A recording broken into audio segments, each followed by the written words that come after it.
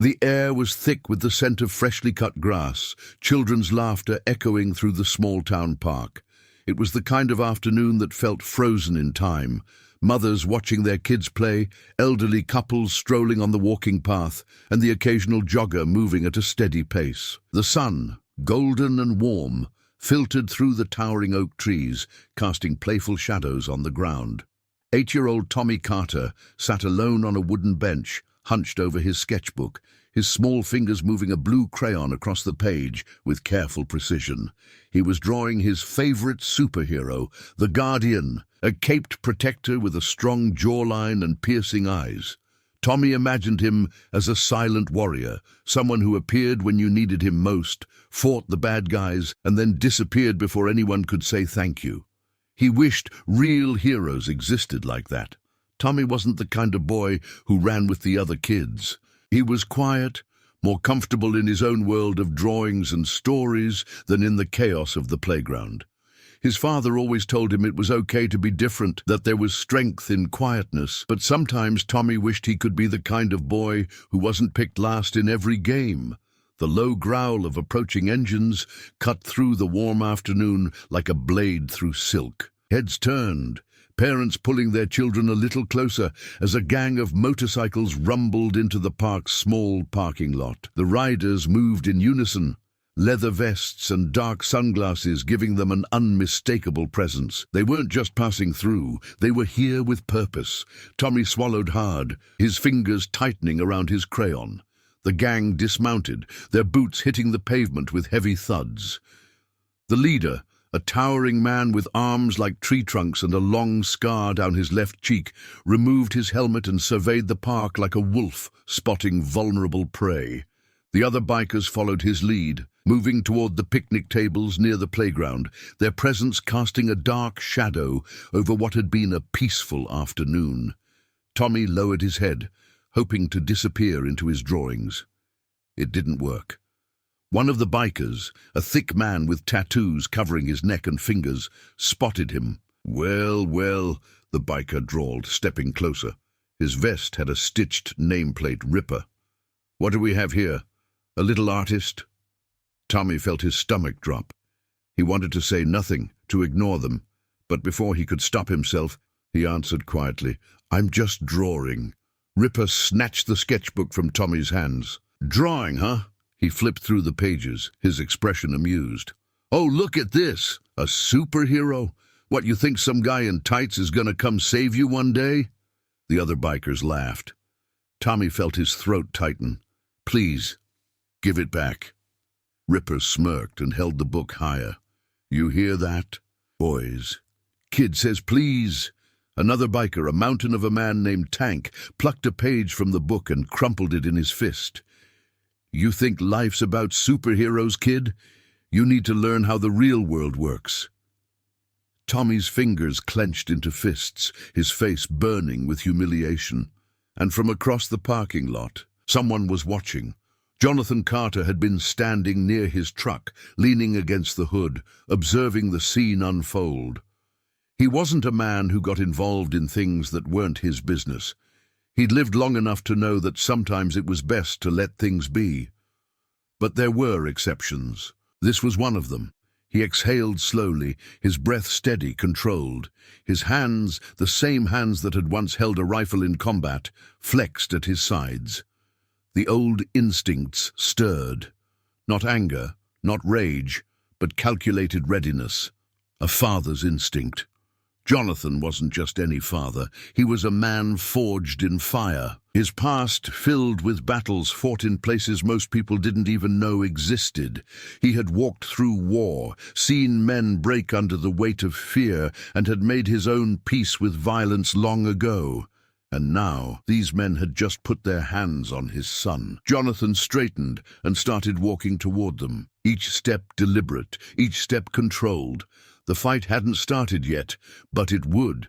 The laughter of the bikers filled the park, thick and mocking, drowning out the once carefree sounds of playing children and chirping birds. Parents whispered among themselves, some gripping their children's hands, others subtly moving toward their cars. No one dared to intervene. No one wanted to be the one who stepped forward. But Jonathan Carter wasn't just anyone.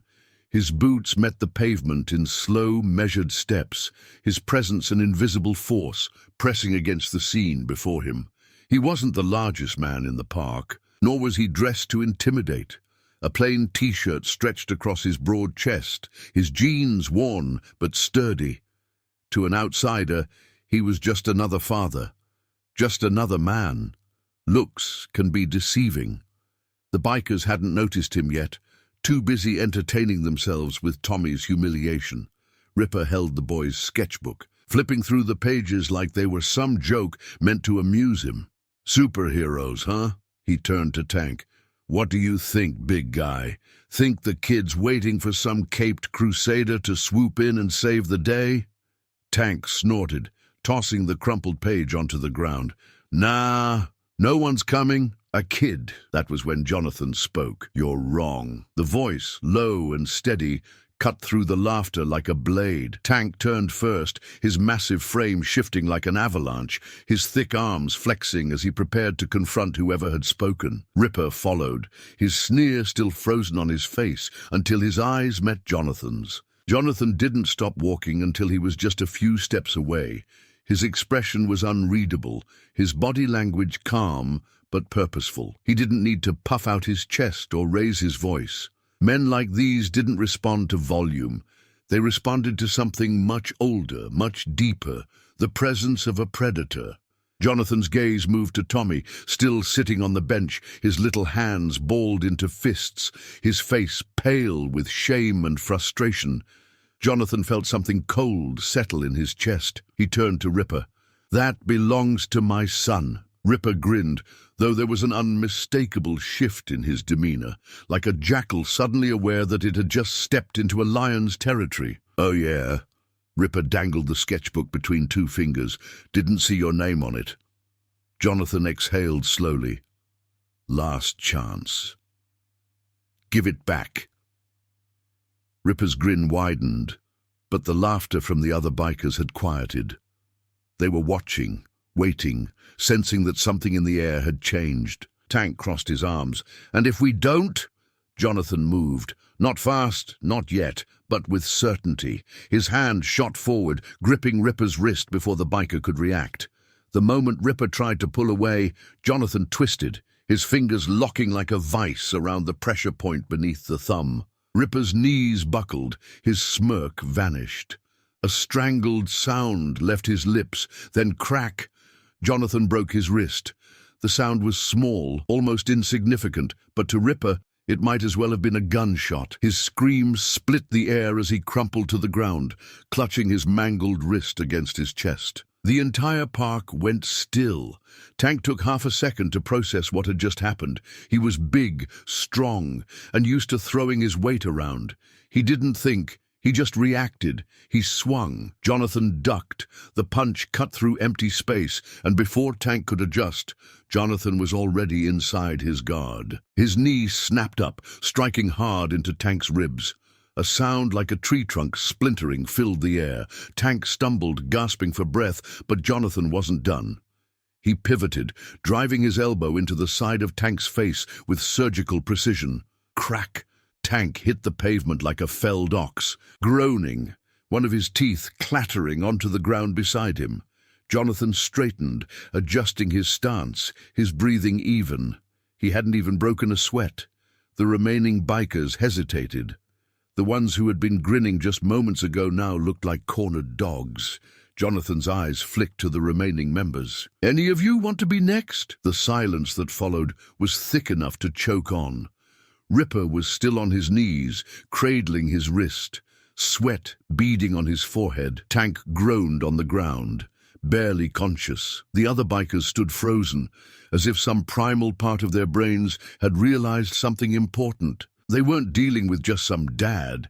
This man had done this before, and he wasn't afraid of them. Jonathan turned away from them as if they no longer existed and knelt beside Tommy. "You okay, bud?" Tommy stared up at his father, his small hands shaking, his eyes wide with something that wasn't quite fear, but something close. Yeah." Jonathan reached down and picked up the sketchbook from where it had fallen. He dusted it off. smoothing the pages with care before handing it back to his son. "Keep drawing." Tommy took the book with trembling fingers, nodding. Jonathan finally turned back to the bikers, his expression dark, unreadable. "Leave." For a second, it looked like one of them, Viper, a man with a snake tattoo coiling up his arm, might be stupid enough to try something. But then he looked at Ripper, at Tank, at the way Jonathan stood there, completely unfazed. Without another word, Viper grabbed Ripper under the arm and hauled him to his feet. Tank coughed and staggered up on his own, his face dark with humiliation. The gang climbed onto their bikes, none of them daring to make eye contact. Engines roared to life. And then, just as suddenly as they had come, the bikers left. Jonathan watched them go, his eyes narrowed slightly, his jaw tight. They'd be back. Men like that always came back. But next time, he'd be ready. The distant roar of motorcycles faded, swallowed by the quiet hum of the small-town park. But even as the sound disappeared, the weight of what had just happened still hung in the air like a thundercloud that refused to move on. Jonathan Carter didn't turn to watch the bikers leave. He didn't need to. They would be back. He had seen their type before, men who thrived on fear, who took silence as submission and considered intimidation a way of life. Men who had never fought a real war. The eyes of the parents, the joggers, the elderly couples, every person in the park, were on him now. Some whispered, some pointed, but none spoke to him directly. It wasn't just fear that kept them at a distance. It was awe. Jonathan had moved like a soldier, not like a brawler in a bar fight, not like a man throwing wild punches, but with precision, controlled, efficient, lethal. And that terrified them more than the bikers had. But Jonathan didn't care. All that mattered was Tommy. He knelt again, his large frame folding smoothly beside his son, who still clutched his sketchbook to his chest like a lifeline. Tommy's small hands trembled slightly, his breathing uneven, his wide eyes fixed on his father as though seeing him for the first time. Jonathan knew that look. He had seen it before, in the eyes of young soldiers fresh out of boot camp, men who had never seen real violence until the first bullet flew past their heads. Tommy wasn't afraid of the bikers anymore. He was afraid of him. Jonathan exhaled, forcing the tension out of his muscles before speaking. "Did they hurt you?" His voice was low, steady, gentle now. Tommy hesitated, then shook his head. "No." Jonathan reached forward, smoothing down his son's tousled brown hair. "You sure?" Tommy nodded quickly, his fingers tightening around his sketchbook. Jonathan glanced at the crumpled page, still lying on the pavement a few feet away. He picked it up, smoothing it out as best he could before tucking it into the back of the sketchbook. "I can fix it," Tommy murmured, his voice barely above a whisper. Jonathan met his son's eyes and nodded. "I know you can." A hand touched his shoulder. Jonathan reacted, his muscles coiled, instincts flaring like a switch had been flipped, and before he even registered the movement, he was already turning, his grip closing around the wrist of whoever had dared to approach him from behind. A sharp gasp. Lisa, his wife. Jonathan released her immediately, stepping back, his pulse hammering. Lisa Carter's deep green eyes widened with shock, her lips slightly parted as she rubbed her wrist. She wasn't hurt. He hadn't squeezed hard, but the moment had happened too fast, too naturally. Jonathan cursed himself under his breath. "Lisa," he said, his voice softer, controlled now. "I didn't mean—" "It's okay." She cut him off quickly, her expression shifting from shock to understanding. She knew what he had been before, who he had been before. That part of him had never left. Her gaze flickered to Tommy, then to the biker's retreating dust cloud in the distance. The worry in her eyes deepened. What the hell just happened? Jonathan straightened, rubbing his jaw. "Some assholes thought they could pick on our kid." Lisa swallowed hard, her hand dropping to Tommy's shoulder. "Jesus, Jonathan, I heard yelling. I was just at the grocery store across the street, and when I ran over, I saw you—" She hesitated. "Saw him what?" "Saw him break a man's wrist like he was snapping a twig. Saw him take down two men twice his size without breaking a sweat. Saw him turn into the man she had only ever heard about in whispers and classified files." "I saw you," Lisa finished instead, her voice quiet. Jonathan didn't look at her. Instead, he exhaled, glancing back down at Tommy. "We should go home." Lisa nodded quickly, still shaken, and reached for Tommy's free hand. "Come on, sweetheart." But Tommy didn't move. His small fingers still clutched the sketchbook, his brows furrowed in something that wasn't fear anymore. It was something Jonathan recognized all too well. "Are they going to come back?" Tommy asked. Lisa hesitated. Jonathan didn't. "Yes." Lisa sucked in a sharp breath. "Jonathan!" But he didn't sugarcoat things. That had never been his way. Tommy looked up at him, processing the answer. "And if they do?" Jonathan met his son's gaze. "Then we deal with them." Tommy was silent for a moment. Then, without looking away, he asked the question that had clearly been on his mind since the moment the bikers hit the ground. "Dad, are you a superhero?" Lisa let out a short, nervous laugh, but there was no humor in it. Jonathan blinked. He had been called a lot of things in his life. "No, kid, I'm just a dad." Tommy frowned, clearly not convinced, but before he could say anything else, Lisa quickly steered him toward the parking lot. Jonathan followed, his shoulders tight, his mind already shifting gears. They needed to be ready. By the time they got home, the sun had begun to dip below the horizon, bathing the small Carter home in orange light. Their house was modest, tucked away on a quiet suburban street, surrounded by other homes that all looked safe and untouched by the world beyond. But Jonathan knew better. As Lisa took Tommy inside, whispering something soft and soothing to him, Jonathan remained outside, standing on the porch, watching the street. Watching, waiting. Then he saw it. A single motorcycle parked at the end of the block. A dark figure sat on it, helmet on, just watching their house. Jonathan's jaw tightened. A message. They weren't done. Of course they weren't. Of course. Jonathan exhaled through his nose, rolling his shoulders. The tension that had settled into his bones back at the park was still there, simmering just beneath the surface. He had given them a chance to walk away. They had made their choice. And now Jonathan would make his. Without a word, he turned and stepped inside, locking the door behind him. Lisa was in the kitchen, filling a glass of water with shaking hands. She turned as he entered, her face pale. "Jonathan," she started, "what did you mean when you said they'd come back?" Jonathan walked past her, straight to the closet by the stairs. She followed him. "Jonathan!" He opened the closet, reached inside, and pulled out a black duffel bag. Lisa froze. "No," she whispered. Jonathan didn't answer. He set the duffel on the table and unzipped it, revealing what he hadn't touched in years. A pistol, extra magazines, a combat knife, a piece of his past. Lisa's voice was almost shaking now. "Tell me you're not—" "They don't stop, Lisa," Jonathan said, his voice calm, steady. He picked up the pistol, checked the magazine, then holstered it at his hip like second nature. Lisa swallowed. "And what happens if you fight them again? If this doesn't end?" Jonathan met her eyes. "Then I end it." Lisa exhaled, shaking her head, running a hand through her hair. Jonathan turned, stepped back toward the front door. The motorcycle was still there, waiting, watching. Jonathan Carter cracked his knuckles. He was done waiting. The night air was thick with silence, the kind that carried tension. A slow-burning kind of quiet, the calm before a storm. Jonathan Carter had known that silence all too well. It had hung over war zones before the first bullet was fired, filled the air before an ambush, and now it had settled over his home.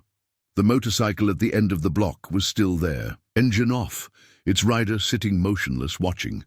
Jonathan knew what this was, a warning, a way of saying, "We saw what you did. We aren't done." But warnings only worked on people who were afraid. Jonathan Carter wasn't afraid. From the window, he saw Lisa peeking through the blinds, her arms folded tightly over her chest, tension woven into every inch of her posture. She was worried, and she had every right to be. Jonathan had spent years building this life with her, carving something normal out of the chaos he had left behind. He had walked away from the violence, from the instincts that had been drilled into him by war. But some men didn't get to leave the fight. Some men were made for it. Jonathan exhaled and stepped outside. The confrontation. The pavement was cool beneath his boots as he walked toward the end of the block. He didn't rush, didn't hesitate. He moved slowly, deliberately. The rider didn't move. As Jonathan approached, the man finally lifted a hand and removed his helmet. He had a sharp, angular face with deep-set eyes and a thin scar running across his left cheek. He wasn't a kid. He wasn't some amateur thug. This man had seen things. Jonathan stopped a few feet away, his posture relaxed but ready. Neither of them spoke right away. Finally, the biker smirked. "You got some stones, old man." Jonathan didn't react. He wasn't the kind of man who played into ego games. The biker leaned forward slightly, resting his arms on the handlebars. "You humiliated my guys today." Jonathan shrugged. "Your guys put their hands on my son." The biker let out a small chuckle. "Fair enough. But see, that's not how this works. You don't get to embarrass men like Ripper and Tank and just go on living your perfect little life." Jonathan tilted his head slightly. "I thought that's exactly what I did." The biker's smirk faded.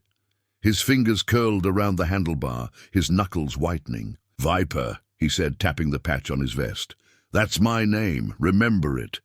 Jonathan glanced at the name, then met Viper's gaze again.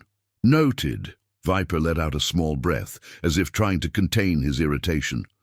"I could have sent a crew over here tonight, could have let them tear your house apart, let them remind you who really runs this town." Jonathan's face remained unreadable. "But you didn't." Viper chuckled. "No, I didn't." There was a pause. Then Jonathan took a single step forward. Viper flinched. It was small. So small most people wouldn't have noticed. But Jonathan wasn't most people. He saw it, and that was enough. "You should have," Jonathan said, his voice low even, "because if you're standing in front of my house threatening my family, then you've already made the mistake of thinking I'm the one who should be afraid." Viper clenched his jaw. Jonathan continued, "If you were smart, you would have stayed away. You would have let this end at the park, but you came here instead, and now I know one thing for sure." Viper's fingers tightened on the clutch. "What's that?" Jonathan's eyes sharpened. "You're not leaving this street without knowing exactly who the hell you're dealing with." Viper's face hardened, but the flicker of uncertainty was still there. He hadn't expected this. He thought he was in control. Jonathan wasn't playing his game. Then, in one smooth movement, Jonathan reached forward and yanked the keys from Viper's bike. It happened so fast, Viper didn't have time to react. "Hey!" Jonathan held the keys in his palm, looking at them for a second before tossing them over his shoulder. They clattered onto the pavement several feet away. Viper's eyes burned. "You think this is funny?" Jonathan didn't blink. "No. But I do think you're done here." For a second, it looked like Viper was going to lunge. His body tensed, his breathing deepened, but Jonathan saw it. Hesitation. Jonathan had already won. Without another word, Viper stepped off his bike, snatched the keys off the ground, and put his helmet back on. "This isn't over," he muttered before revving his engine. Jonathan stepped back, watching as Viper sped off into the night. He waited until the sound of the motorcycle had completely disappeared before turning back toward his house. From the porch, Lisa was watching. She didn't say a word, but the way she looked at him, the way she studied him, he knew what she was thinking. She had seen something in him tonight, something he had tried to bury. And now, for the first time in a long time, Jonathan Carter wasn't sure he could. A mother's fear. Inside, the house was silent. Jonathan sat at the kitchen table, staring down at his hands. Lisa stood near the sink, gripping the edge of the counter. "You should have let him go," she finally said. Jonathan looked up at her. Lisa turned, meeting his gaze. "I know what you were trying to do, Jonathan. You wanted to scare him, but you didn't just scare him, you challenged him." Jonathan's jaw tightened. He was already going to come back, Lisa. This way he knows that if he does, he won't like what he finds. Lisa shook her head. You don't get it. That kind of man, he doesn't just back down. He has something to prove, and now it's personal. Jonathan exhaled, leaning back in his chair. Then I'll handle it. Lisa's hands curled into fists. That's the problem, Jonathan. I know you will. Silence filled the space between them. Then Lisa's voice softened. I know what you did before, Jonathan. I know what you were. Jonathan didn't look away. But Tommy doesn't, she whispered. And I don't want him to find out. Jonathan swallowed. Lisa turned away, gripping the counter even tighter. You promised me, she said, when we left that life behind. You said we would be normal, that Tommy would never have to grow up the way you did, that we'd be safe. Jonathan stood, his chair scraping against the floor. And we will be, he said, his voice firm. Lisa turned, her green eyes filled with something between frustration and desperation. Not if you become the man you used to be. Jonathan exhaled, rubbing his jaw. I'm not going back to that. Then tell me the truth, Lisa said. Are you going to let this go? Jonathan hesitated, and that was all the answer she needed. Lisa's shoulders dropped.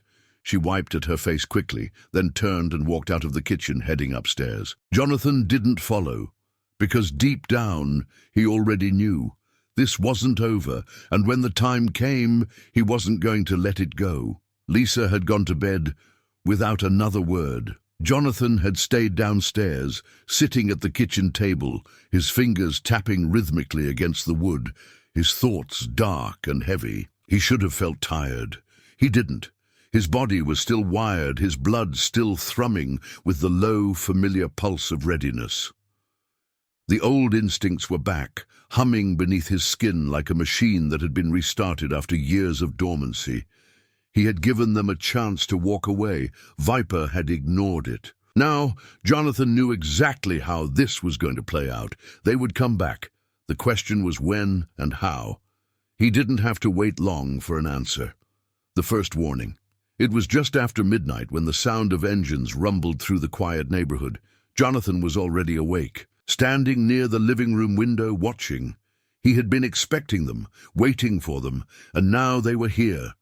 3 motorcycles, moving slowly, deliberately. They weren't here to attack, not yet. This was a message, a reminder that they were still watching, still circling, still waiting for the moment to strike. Jonathan's fingers twitched at his side. He could end this now. A man like him didn't need much, just a few seconds, a clear path, and a little momentum. But that wasn't the move. Not yet. Instead, he watched. The bikes crept past the house, their engines growling low like predators sniffing out their prey. One of the riders, Jonathan recognized him as Tank, the man whose ribs he had cracked earlier, turned his head just slightly, his helmet tilting toward the house. He was looking for something, looking for fear. Jonathan didn't give it to him. Instead, he stepped away from the window, moving to the front door, and turned on the porch light. The bright flood of artificial light cut through the darkness, illuminating him as he stood there, hands relaxed at his sides, his body still, his expression unreadable. The bikers hesitated. Then, without stopping, they continued down the street, disappearing into the night. Jonathan waited a full minute before shutting the light off and locking the door. They weren't done, and neither was he. An unspoken war. By morning, the signs were everywhere. Jonathan stepped outside just after dawn, stretching his shoulders as he walked toward his truck. The first thing he noticed was the flat tire. Not an accident, a clean slash through the rubber, deep enough that the air had completely drained out overnight.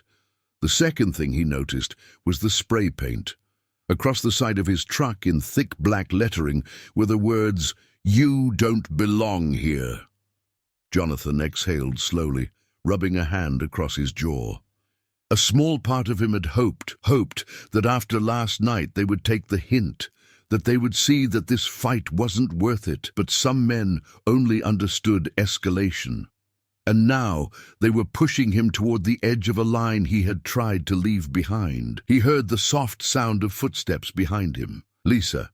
She stood in the doorway, arms folded over her chest, her eyes drifting over the vandalized truck, the slashed tire. For a long moment, neither of them spoke. Then she said, "Is this your idea of handling it?" Jonathan exhaled. "No." Lisa clenched her jaw. "Then what is this, Jonathan?" "Because from where I'm standing, it looks a hell of a lot like war." Jonathan turned to face her fully. "They started it." Lisa laughed, but there was no humor in it. "And what? You're just going to finish it? That's your plan? You're just going to keep going until—" She cut herself off, swallowing hard. "Until what? Until someone died. Until their son had to grow up without a father." Jonathan looked away. "They don't stop, Lisa. Not unless you make them stop." Lisa's hands trembled at her sides. "You promised me." Jonathan closed his eyes for half a second. "I know." Lisa took a deep breath, pressing her fingers to her temples. "And what about Tommy? What do we tell him when he sees this?" She gestured toward the truck, toward the slashed tire, the graffiti. Jonathan's stomach tightened. "Tommy." Lisa shook her head, stepping back inside. "I won't do this again, Jonathan. I won't." The door closed behind her. Jonathan stood there, staring at the truck, his fists clenching and unclenching. His wife didn't understand. She thought this was about pride, about proving something. It wasn't. This was about survival. And survival meant being ready, setting the trap. Jonathan spent the next few hours repairing the truck, swapping out the tire, scrubbing the spray paint off the side panel. He didn't bother reporting it to the cops. The cops wouldn't help. Small-town police weren't built to handle gangs like this. Either they were too scared, too understaffed, or, worst-case scenario, too involved. So Jonathan handled it himself. When he was done, he made a few phone calls, not to the police, not to friends, not to anyone Lisa knew.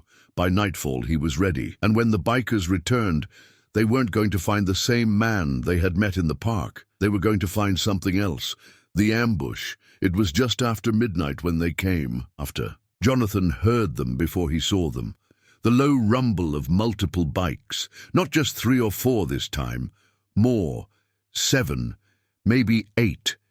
He was sitting in the darkened living room, his body still, his breathing even. Then, as the sound of the engines grew closer, he moved. Lisa was upstairs, asleep. Tommy was safe in his room. Jonathan didn't wake them. Instead, he stepped outside alone. The porch light remained off. He stood in the shadows, watching as the bikes pulled to a stop just past his driveway. Viper was in front. Tank was beside him. The others, all unfamiliar faces, flanked them in a loose formation. Jonathan stepped forward, just enough to let them know he was there. Viper grinned, but it wasn't a friendly expression. "Didn't think you'd be stupid enough to come outside alone." Jonathan shrugged. "You didn't think I'd be stupid enough to let you come back without a welcome either." Viper's smirk faltered slightly. "What?" Jonathan stepped further onto the driveway, and that's when they noticed. The motion-activated floodlights snapped on, bathing the entire street in harsh white light. But that wasn't all. There were men, 3 of them, standing just behind the fence line, barely visible a second ago, but now fully illuminated. Not cops, not neighbors, men like Jonathan. Viper's smirk disappeared completely. Jonathan's voice was calm. "You thought I'd fight you alone?" Viper hesitated. Jonathan took a step closer. "This is your last chance," he said. "You walk away now, and you never come back. You don't, and I promise you, I will bury every single one of you." Silence. Then, after a long moment, Viper turned his bike around, and for the first time, Jonathan saw something in his eyes, something close to fear. The street was bathed in a harsh, sterile glow. The floodlights hummed, casting long shadows of the motorcycles, stretching the figures of the bikers and the men behind Jonathan into something almost monstrous. Viper sat on his bike, his gloved fingers twitching over the throttle. His gang had come expecting fear, expecting a man backed into a corner with no way out. Instead, they found him, and he wasn't alone. The 3 men standing behind Jonathan weren't locals. They weren't concerned neighbors or off-duty cops. They weren't the kind of men you called when you wanted a slap on the wrist. They were like him, One of them, Mitch, stood with his hands stuffed into the pockets of his jacket, his frame relaxed but ready.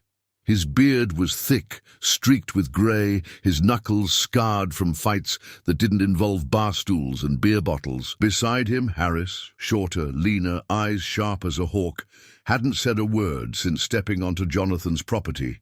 He didn't need to. He had the look of a man who could disappear into the world and never be found unless he wanted to be. And then there was Collins, broad, quiet, standing slightly apart from the others. His presence more than enough to make up for his lack of words. His face was impassive, but Jonathan knew he was waiting. The bikers weren't stupid. They saw what Jonathan wanted them to see. This wasn't a man standing alone against them. This was a man who had called in reinforcements, and they weren't just friends. They were killers. The kind the government trained and then forgot about, the kind who had once walked into enemy territory without blinking, without hesitation, the kind of men who survived. Viper exhaled through his nose, shaking his head. "You don't know what you just started." Jonathan tilted his head slightly. "I didn't start anything." He took a slow step forward, the pavement cold beneath his boots. "You came to my town."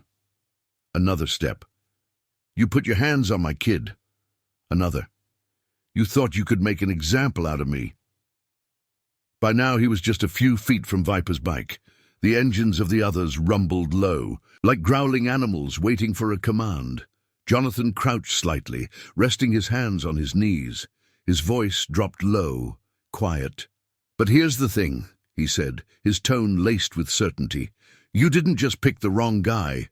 His eyes locked onto Viper's. "You picked the worst possible guy." Silence. Tank shifted uneasily on his bike, glancing at the others for reassurance, but none of them spoke. None of them moved. Because Viper knew it too. He had picked a fight with a man who didn't bluff. Jonathan watched the internal struggle play out behind his eyes, the gears turning, the calculations being made. Could they take him? Maybe, but could they win? No. Viper swallowed. He reached up, adjusting his gloves. His posture was still strong, still in control, but Jonathan saw the subtle signs. The small shift in his shoulders, the way his fingers tensed on the throttle, the realization that he was outmatched. The others must have felt it too, because Tank muttered, "Viper?" Viper didn't answer right away. Instead, he exhaled sharply, revved his engine once and muttered, "Mount up!" The bikers hesitated. "Now!" Viper snapped, his voice leaving no room for argument. One by one, the others turned their bikes around, their headlights swinging in slow arcs across the pavement. Jonathan didn't move. Neither did the men behind him. They didn't need to. They had already won. Viper lingered for half a second longer, his gaze flicking between Jonathan and the others, his jaw tight. "This isn't over," he finally said. Jonathan smiled, but there was no warmth in it. "It is for you." Viper's grip on the throttle tightened, but he didn't say another word. He turned, rolled forward, and one by one, the bikers left. Jonathan stayed where he was, watching as the red glow of taillights vanished into the night. Only when the last one was gone did he exhale slowly, rolling his shoulders. Behind him, Mitch let out a low whistle. "Jesus Christ, Carter, what the hell kind of trouble did you stir up?" Jonathan turned to face them. "The persistent kind." Harris crossed his arms. "They'll be back." Jonathan nodded. "I know." Collins cracked his knuckles. "Good." Jonathan glanced toward the house. The front light was still off. No movement behind the windows, but he knew Lisa had seen. He sighed, running a hand over his face. "Thanks for coming," Mitch smirked. "You knew we would." Jonathan nodded, glancing back down the street one last time. This wasn't over, but it had just gotten a hell of a lot more interesting. The house was quiet, too quiet. Jonathan stood in the kitchen, his hands resting on the edge of the counter, his breath steady but slow. The confrontation had ended for now, but the weight of it still clung to the air like a storm that hadn't yet broken. Lisa stood across from him, arms folded tightly across her chest. Her eyes locked onto him with something between frustration and fear. She wasn't the type to raise her voice, not even when she was furious. Instead, her anger came in sharp words, in the way she didn't blink, in the way her hands tightened into fists at her sides. Jonathan had seen that look before. Usually, it was directed at Tommy when he was testing her patience. Tonight, it was all for him.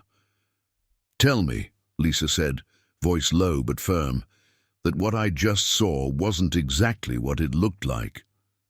Jonathan exhaled. He rubbed the bridge of his nose before meeting her gaze. "Depends on what you think you saw." Lisa let out a short, humorless laugh. "I saw my husband, the man I married, the father of my child, standing outside in the middle of the night, waiting for them." Jonathan didn't argue, because she wasn't wrong. "Lisa, no," she shook her head. "You don't get to talk your way around this. I want the truth, Jonathan, the real truth. Not the version you tell me when you're trying to protect me." Jonathan's fingers curled against the counter. He didn't want to lie to her. He never had. But the truth? The truth was messy. The truth was that part of him, the part he had spent years trying to bury, had felt alive tonight. The tension, the anticipation, the strategy, the certainty that when the moment came, he would win. He had tried to leave that behind, had tried to be the man Lisa needed him to be, the man Tommy could look up to. But men like Viper? They didn't just walk away. And Jonathan couldn't let them stay. He exhaled slowly. "They weren't here to talk," Lisa scoffed. "Of course not. And you were." Jonathan's jaw clenched. "I was making sure they knew what would happen if they tried something." Lisa's eyes flashed. "And what happens if they do? What happens if they don't back down?" Jonathan didn't answer right away, because he already knew, and so did she. Lisa let out another shaky breath, her fingers pressing against her temples. "I knew," she whispered, "the day I met you. I knew what you were capable of." Jonathan swallowed. "Lisa, I knew what you had been," she continued, her voice thick with emotion. "And I told myself it didn't matter, because that wasn't who you were anymore, because you chose something different." Jonathan stepped forward, but Lisa took a step back. Not out of fear, out of knowing that he wasn't just saying what she wanted to hear, knowing that part of him wasn't just defending his family. It was waiting for the fight to begin. Lisa's lips parted, her throat working as she tried to find the words. Then, finally, she whispered, "Are you going to kill them?" Jonathan stopped. The question hung between them, heavy, thick with something that neither of them wanted to say out loud. Because the real answer was that if it came to that, yes, if they pushed him, if they crossed that final line, if it meant keeping Lisa and Tommy safe, he would do what had to be done. And the worst part? It wouldn't even be hard. Jonathan had spent years doing exactly that. Lisa saw the answer before he said it. She turned away, running a hand through her hair, exhaling shakily. "I can't do this again, Jonathan." Jonathan felt something inside him tighten. "I know." Lisa spun back around, her eyes sharp now. "Do you? Because I remember the last time you told me that. I remember the last time you said you'd walk away from all of this, that it was over." Jonathan clenched his fists. "It was over," he said, his voice low. "Until tonight." Lisa scoffed. "And that's just it, isn't it? You want this." Jonathan froze. Lisa's eyes burned. "You've been waiting for something like this to happen, haven't you?" Jonathan's stomach twisted. Because she was right. Maybe not consciously, maybe not in the way she thought, but deep down, in the part of him he had tried so hard to bury, he had been waiting, not for a fight, not for blood, but for the moment when he could finally be himself again. Lisa let out a breath, stepping forward now. "Closer. I need you to promise me," she whispered. "Promise me this stops here." Jonathan's chest felt tight, because she wasn't asking him to promise he would protect them. She wasn't asking him to promise he would keep them safe. She was asking him to promise that he wouldn't become the man he used to be. And that was the one thing he wasn't sure he could promise. Not this time. Lisa saw the hesitation. Her face crumpled slightly, but she covered it quickly, straightening. "Go to bed, Jonathan," she murmured. "We'll talk in the morning." Jonathan wanted to say something, but the words wouldn't come. So instead, he watched as Lisa turned, walking down the hallway, disappearing into their room. leaving him alone. The quiet before the storm. Jonathan stayed awake.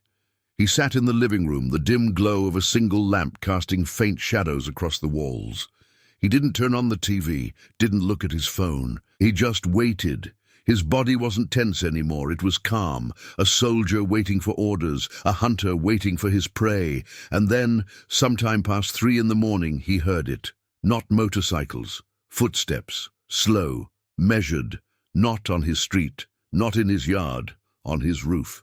Jonathan's body moved before his brain even registered it. Silent, precise, deadly. He reached the front door, unlocking it without a sound, stepping onto the porch just in time to see a shadow drop from the side of the house, landing in the grass with a soft thud. A man, dressed in dark clothes, face obscured by a ski mask. Jonathan didn't hesitate, he moved. The man barely had time to react before Jonathan's fist connected with his jaw, sending him stumbling back. Another shadow moved in the corner of his vision, 2 of them.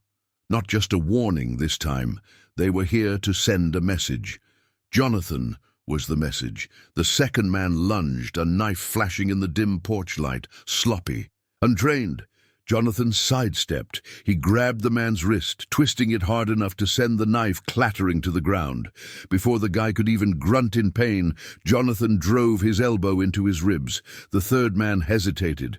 That was all Jonathan needed. He ended it. In less than 5 seconds, all 3 were on the ground, groaning, bleeding. Jonathan stood over them, his breathing steady, his heart rate barely elevated. And for the first time in a long, long time, he felt like himself again. The night air was thick with the scent of blood and sweat. The 3 men lay sprawled in the damp grass, groaning in pain, their bodies broken in different ways. One with a dislocated shoulder, another clutching his ribs where Jonathan had driven his elbow, and the last moaning through a busted lip and shattered nose. Jonathan Carter stood above them, his fists still clenched, his breath slow and measured. His heartbeat hadn't even spiked. For a long time he just watched.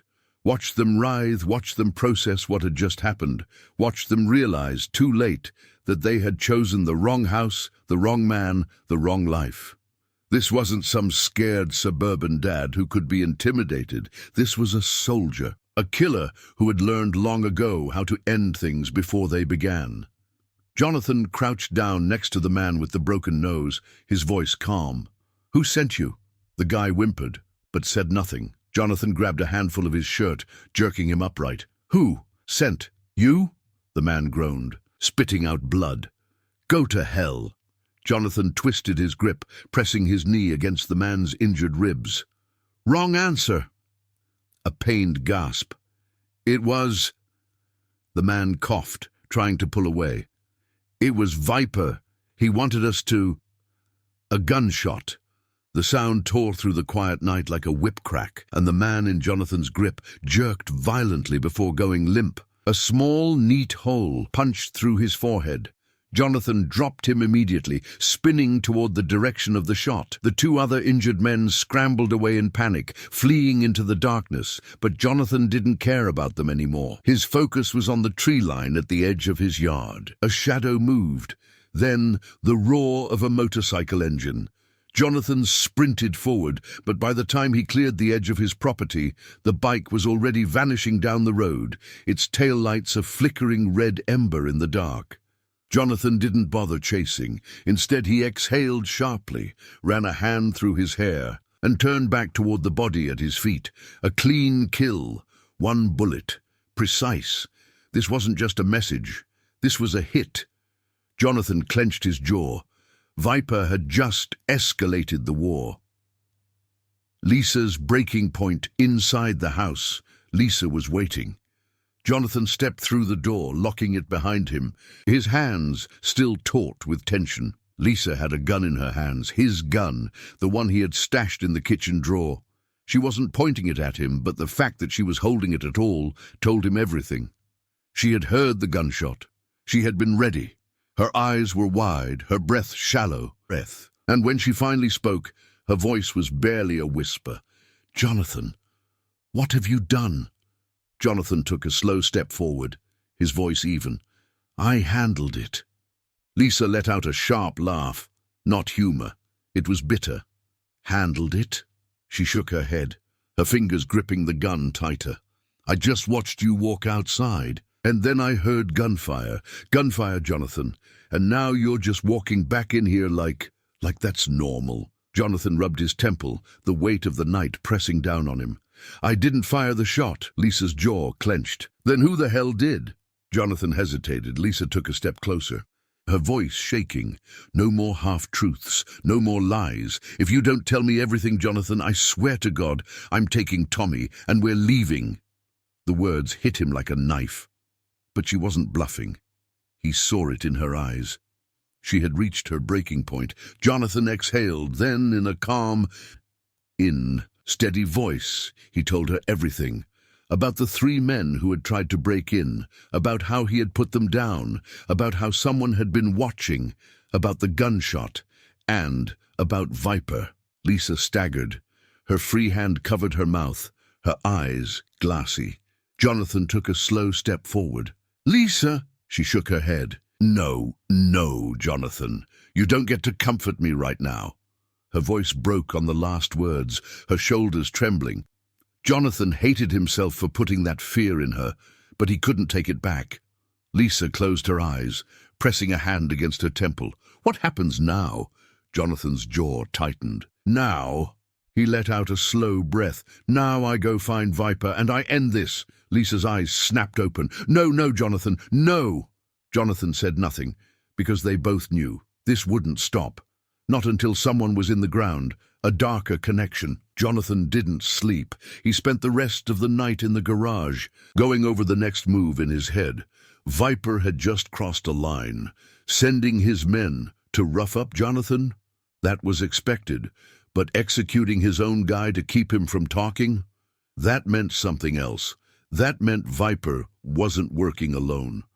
Jonathan had spent too many years dealing with the underworld to miss the signs. The level of discipline it took to execute someone cleanly, from a distance, without hesitation, that wasn't the work of some leather-vested thug trying to prove a point.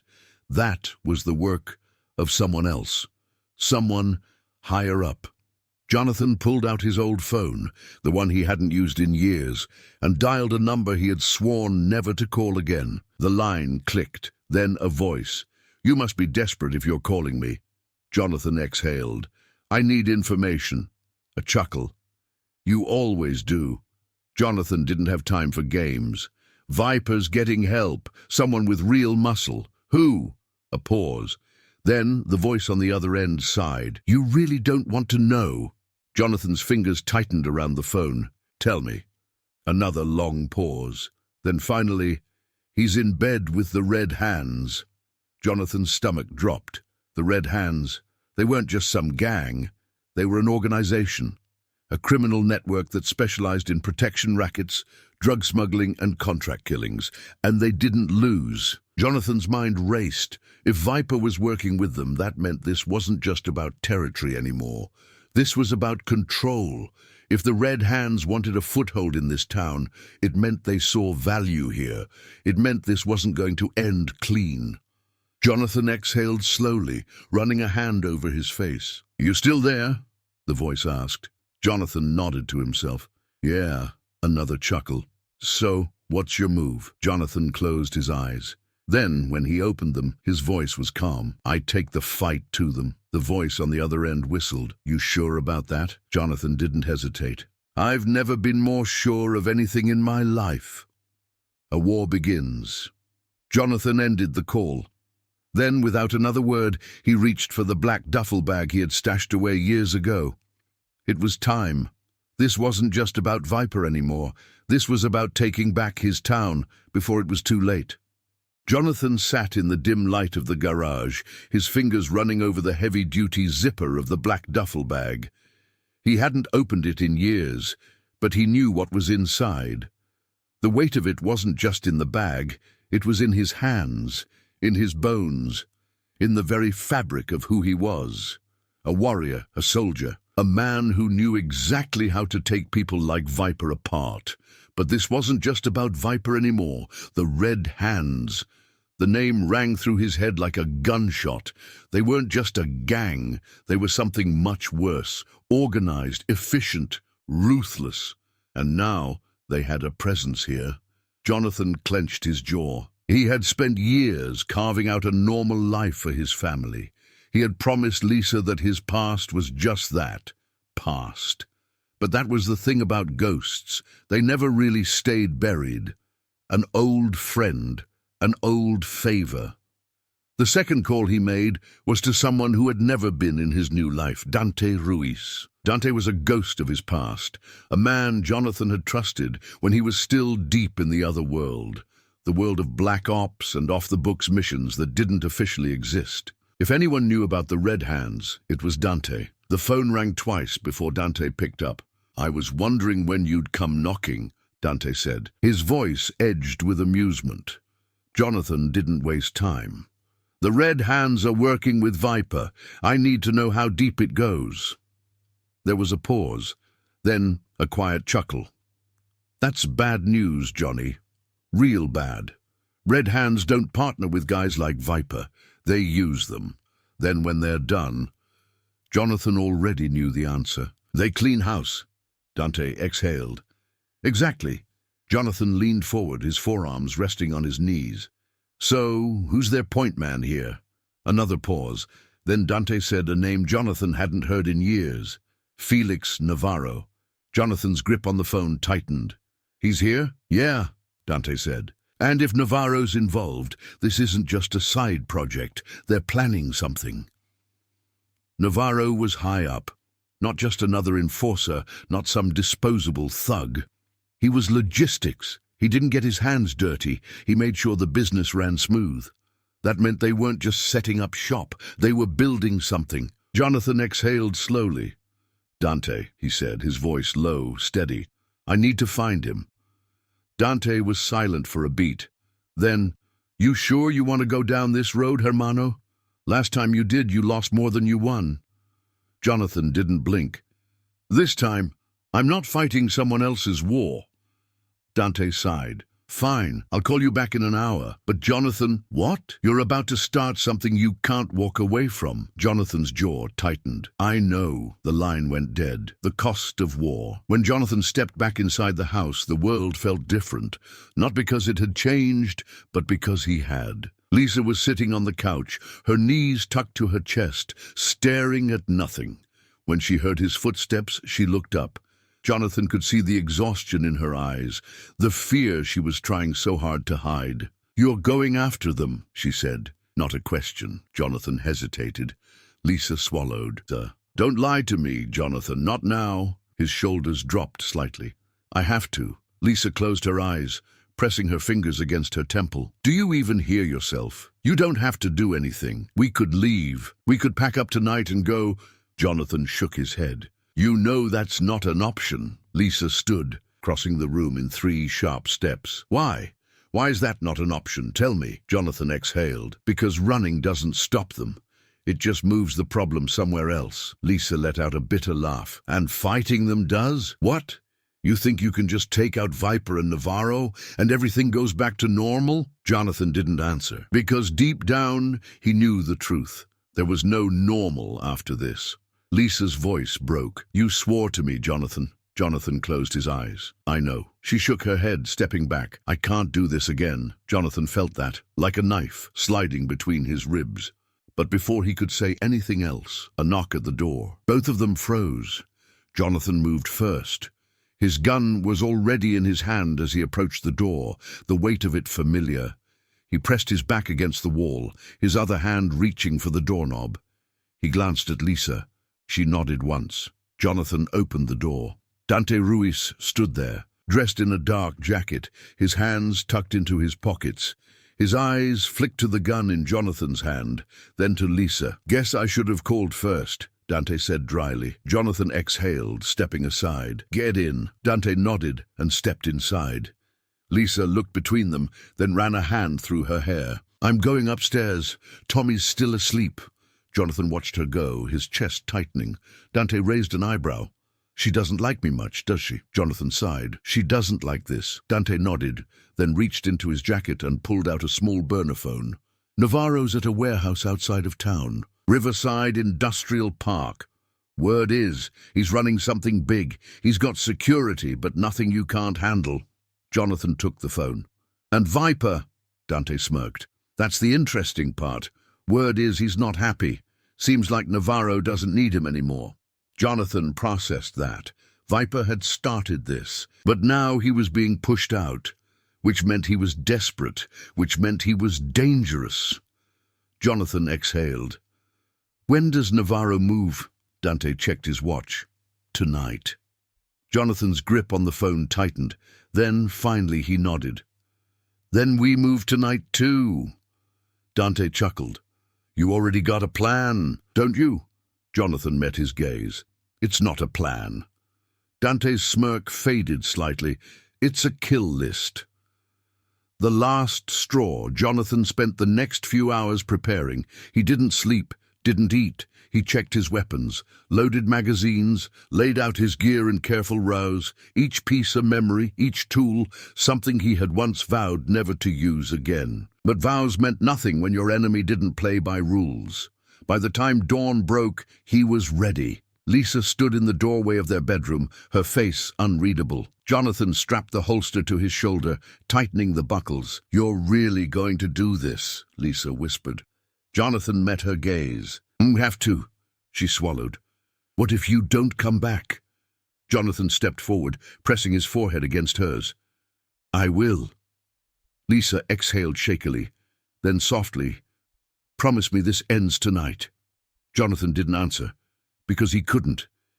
Instead, he kissed her, then turned, walked out of the house, and stepped into the darkness.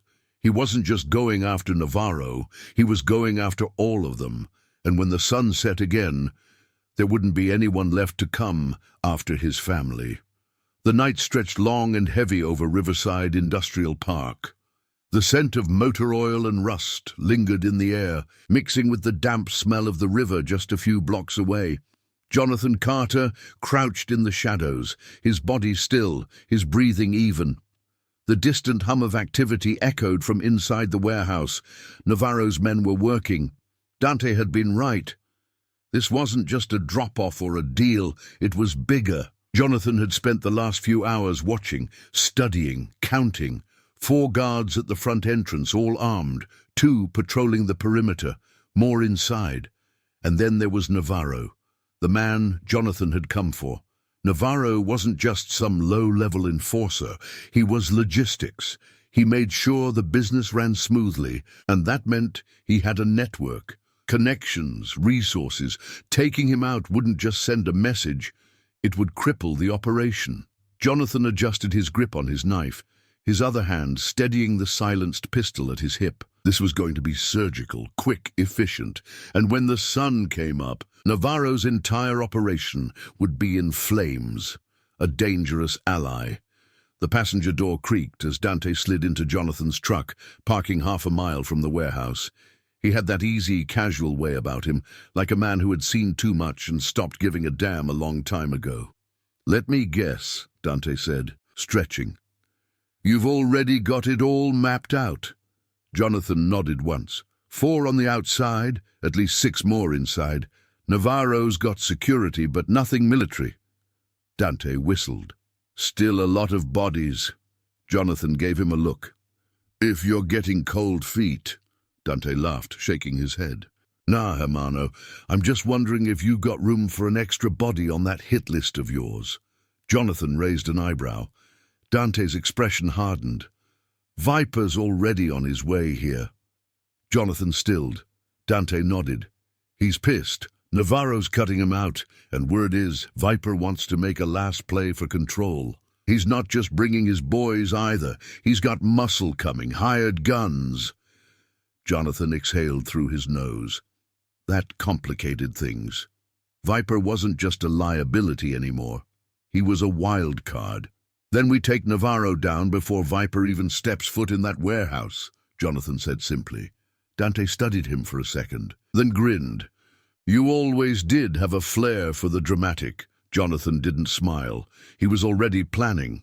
Dante cracked his knuckles. So, what's the move? Jonathan checked his watch. Viper's coming in hot. Navarro won't expect that. If we time it right, they'll start fighting each other before they even realize we're there. Dante smirked. So we let them kill each other first?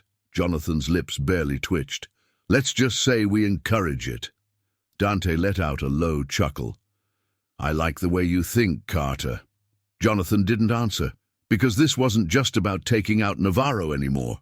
This was about burning everything to the ground. The first kill. Jonathan moved through the shadows, his steps silent, his body a weapon. The first guard never even saw him coming. Jonathan's knife slipped between the man's ribs before he could breathe, severing the artery, his body sagging soundlessly to the ground. The second guard had time to register something was wrong before Jonathan's arm wrapped around his neck, cutting off his air, snapping his windpipe with a sharp, practiced movement. Dante dragged the bodies into the bushes, his expression unreadable. You still got it. Jonathan didn't answer. He wasn't thinking about the kills. He was already thinking about the next ones. Inside the warehouse, Navarro's men moved like they had nothing to fear. Jonathan was about to change that. Hell breaks loose. Viper arrived loud, too loud. Jonathan smirked as the motorcycles pulled up fast, the engines roaring. Navarro's men were not expecting it. The second the first gunshot rang out, chaos erupted. Jonathan and Dante moved fast. Using the confusion, they slipped through the side entrance, silencers whispering death as they took down the men guarding the main floor. Inside, Navarro was yelling, "What the hell is this?" Jonathan ducked behind a stack of crates, pressing his gun against Dante's shoulder. "Navarro's mine," Dante grinned. "Be my guest." The warehouse became a war zone. Viper's men pushed in from one side. Navarro's men tried to hold their ground.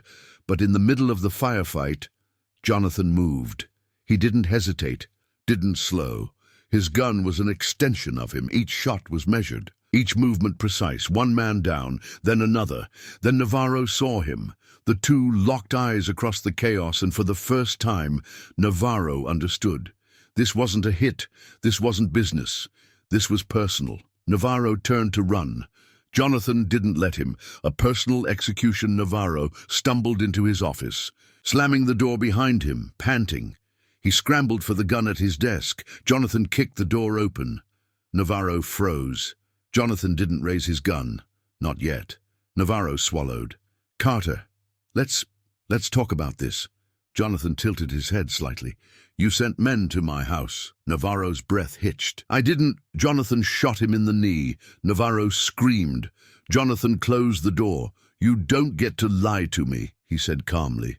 Navarro clutched his leg, his entire body shaking. It wasn't me. It was Viper. He made a deal without telling me." Jonathan didn't blink. "You're a logistics man." "Navarro, you don't make surprises." Navarro whimpered. "Please, I have money, a lot of it. You take me out, you take out my connections. You don't want that kind of heat." Jonathan considered it. Then, with zero hesitation, he put a bullet between Navarro's eyes. The body slumped. Jonathan holstered his gun. "That was never my problem." The final stand. When Jonathan stepped back into the warehouse, it was almost over. Viper was bleeding. His men were dead. Dante stood near the exit, wiping blood from his face. "You get him?" Jonathan nodded. Dante grinned. "Good." Viper staggered, coughing up blood. His gun was empty, his jacket soaked in red. Jonathan walked toward him. Viper laughed. "God damn," he muttered. "You're something else." Jonathan stopped. "Yeah." Viper lifted his head, blood dripping from his mouth. "You gonna kill me?" Jonathan tilted his head. "No," he said. Viper blinked. Then Jonathan stepped forward, grabbed him by the collar, and threw him through the window. Glass shattered. Viper hit the ground hard, rolling to a stop outside the warehouse. He wouldn't die, but he would never forget. Jonathan turned to Dante. "Burn it." Dante grinned.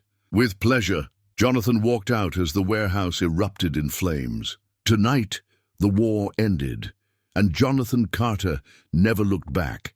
The warehouse burned. Flames curled into the night sky, licking at the darkness, reflecting off the nearby river like the flickering light of a dying beast.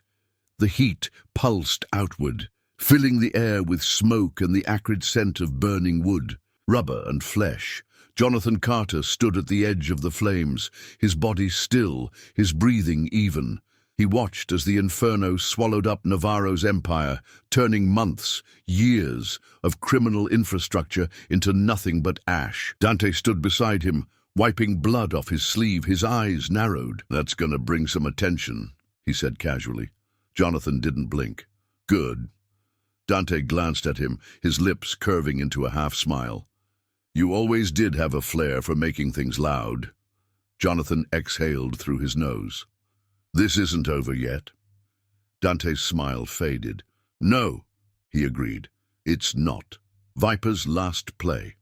Jonathan had spared Viper. That wasn't a mercy. That was a message, a warning, a scar that would never heal. But Jonathan had underestimated one thing. Men like Viper don't know when to quit. By the time Jonathan and Dante left the warehouse, moving through the industrial park toward their vehicles, Jonathan felt it, that itch at the back of his skull. The one he had learned to trust.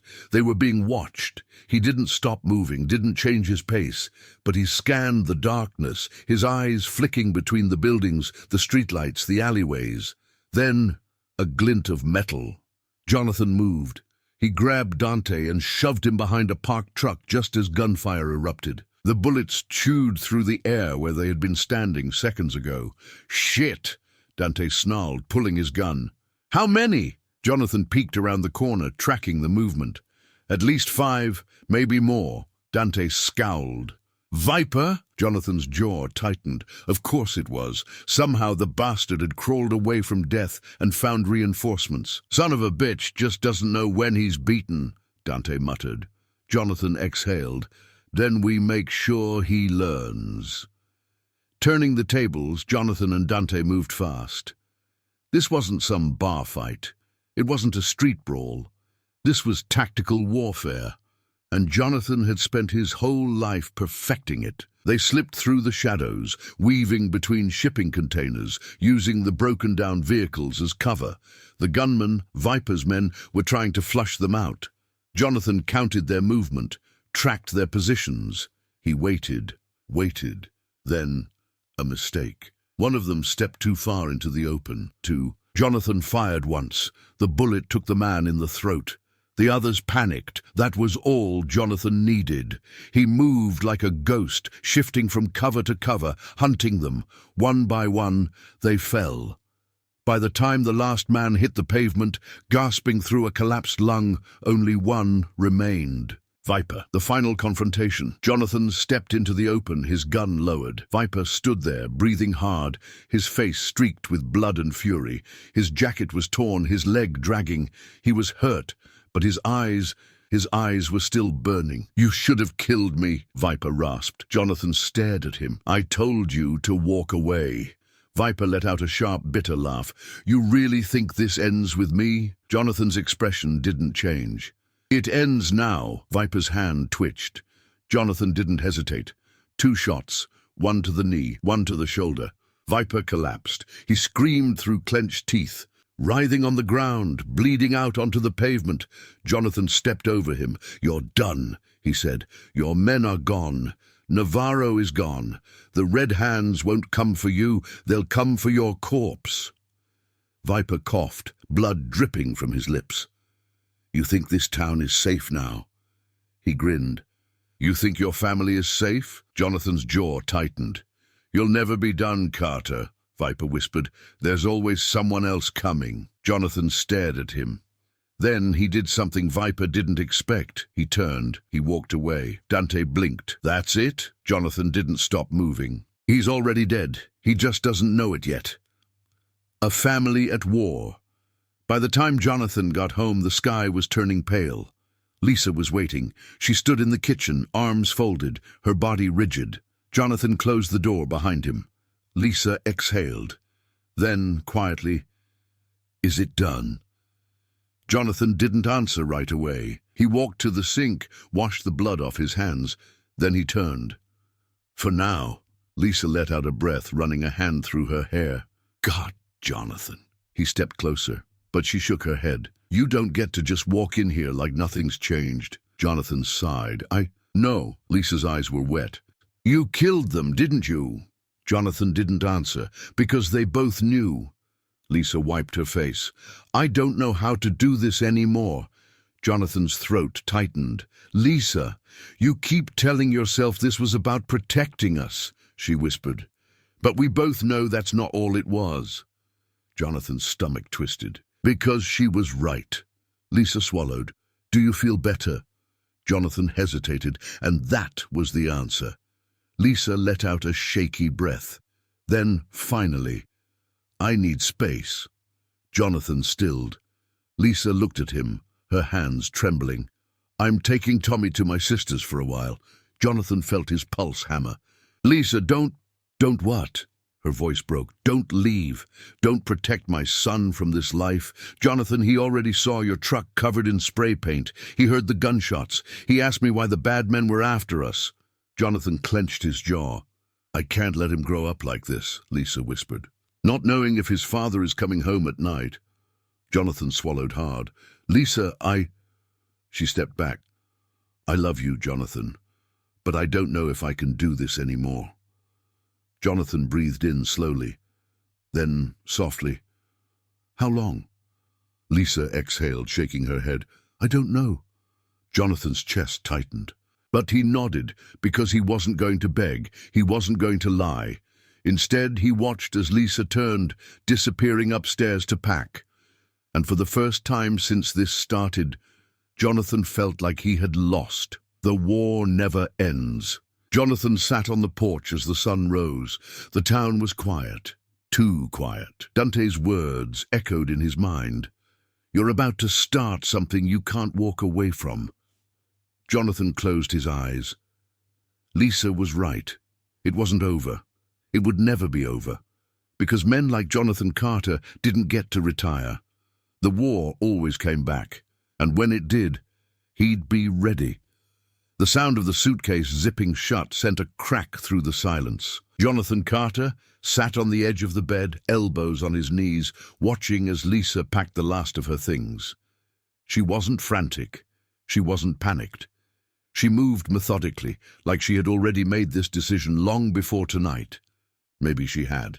Maybe this had been building for years. He knew better than to stop her. Better than to try and talk her out of it. Lisa had made up her mind, and when Lisa Carter made up her mind, there was no stopping her.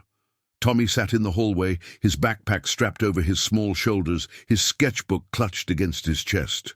He wasn't crying, but the way he looked at Jonathan made something twist deep inside him. Jonathan had seen that look before, in men who had just lost something they could never get back. Daddy? Tommy's voice was quiet. Are you coming with us? Lisa froze. Jonathan swallowed hard, forcing himself to meet his son's eyes. Not this time, buddy. Tommy's fingers tightened around the sketchbook. But why? Jonathan didn't have an answer, at least not one that an 8-year-old would understand. But Lisa did. She turned, her voice gentle but firm. Because your dad has things he needs to take care of first. Tommy frowned, his little brows furrowing. Like the bad men, Lisa's jaw tightened. Jonathan exhaled slowly. Yeah, kid, like the bad men. Tommy looked down at his sketchbook. He was quiet for a long time. Then, without a word, he tore a page out. He folded it carefully, stepped forward, and tucked it into Jonathan's hand. Jonathan unfolded it. It was a drawing of a superhero. But it wasn't one of Tommy's usual characters. It wasn't a caped crusader or a masked avenger. It was him, a man in dark clothes, standing tall, standing alone. Tommy wiped at his nose with his sleeve. Come back soon, okay? Jonathan's throat burned. He reached out, resting a hand on Tommy's small shoulder. I promise. Lisa lifted her suitcase. Tommy, come on. Tommy hesitated for 1 second. Then he turned and followed his mother out the door. Jonathan watched them go. And for the first time in a long, long time, He felt like he was standing in a battlefield where he was already losing. An empty house. Jonathan didn't move for a long time. The house felt wrong without them, too quiet, too empty. The silence gnawed at him. He walked through the living room, trailing his fingers over the couch, the kitchen counter, the things that had once felt normal, his coffee mug by the sink, the TV remote on the couch, Tommy's sneakers by the door, felt foreign now, like they belonged to another man, another life.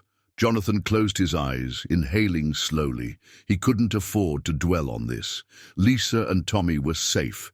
That's what mattered. Now, he needed to finish this. Viper's last move. Jonathan had barely sat down when his burner phone buzzed. He flipped it open. "Talk." Dante's voice was sharp. "We've got a problem." Jonathan's entire body stiffened. "What?" Dante exhaled. "Viper's not dead?" Jonathan's jaw tightened. "I figured that much." Dante hesitated. "Yeah, well, he's not limping off to lick his wounds either. The bastard's making one last play." Jonathan sat forward. "What's he doing?" Dante was quiet for a second. Then, "He put a bounty on you."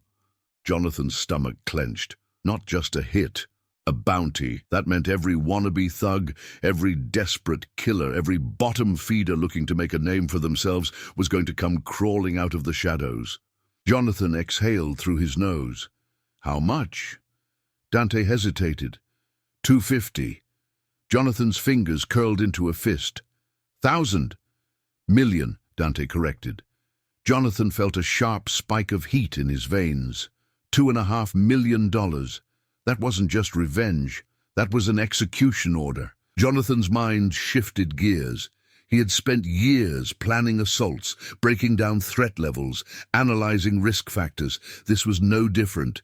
He had two problems. One, Viper was still alive. Two, now every scumbag with a gun and half a brain was about to come looking for his head. Dante's voice came back. "So, what's the move?" Jonathan didn't hesitate. "I take the fight to them." Setting the board. The first thing Jonathan did was call an old contact, Raymond Bishop. Bishop wasn't a killer. He was worse. He was a broker, the kind of man who facilitated things, information, movement, people, and he was damn good at it. Jonathan met him at an abandoned rail yard on the outskirts of town. Bishop leaned against the hood of his car, flipping a silver coin between his fingers. He was dressed in a perfectly tailored suit, his hair slicked back, his eyes sharp. "You're in deep this time, Carter," Bishop said, not looking up. 2.5 mil? That's a hell of a price tag." Jonathan crossed his arms. "I need names. Anyone stupid enough to take the job." Bishop smirked. "You planning on preemptive damage control?" Jonathan didn't answer. Bishop's smirk faded. "You really don't change, do you?" Jonathan didn't blink. "Names," Bishop sighed, rubbing his temple. "All right, you've got 3 big players looking to cash in." Jonathan listened. 1, Cyrus Mendez, former cartel enforcer, tactical, brutal, but predictable. 2, Elliot Crane, a hitman who specialized in long-range assassinations. That meant Jonathan couldn't just watch his 6, he had to watch his skies. 3, Silas Reed, ex-Special Forces, a ghost, the most dangerous of the 3. Jonathan absorbed it all, his mind already mapping the battlefield. Bishop sighed. "You sure you don't want an exit plan instead?" Jonathan gave him a look. Bishop chuckled. "Yeah, didn't think so." He flipped the coin one last time, then caught it. "Viper's holed up in a safe house downtown, under heavy protection." Jonathan's eyes darkened. "Then that's where I go next. The final hunt begins." Jonathan drove through the empty streets, the city lights casting flickering shadows through the windshield. His hands gripped the steering wheel tight. He had been hunted before, had been targeted before, but never like this. This wasn't about survival. This was about finishing the fight. Viper thought he could put a price on Jonathan's head. He thought he could outplay him. He thought Jonathan Carter was just another mark.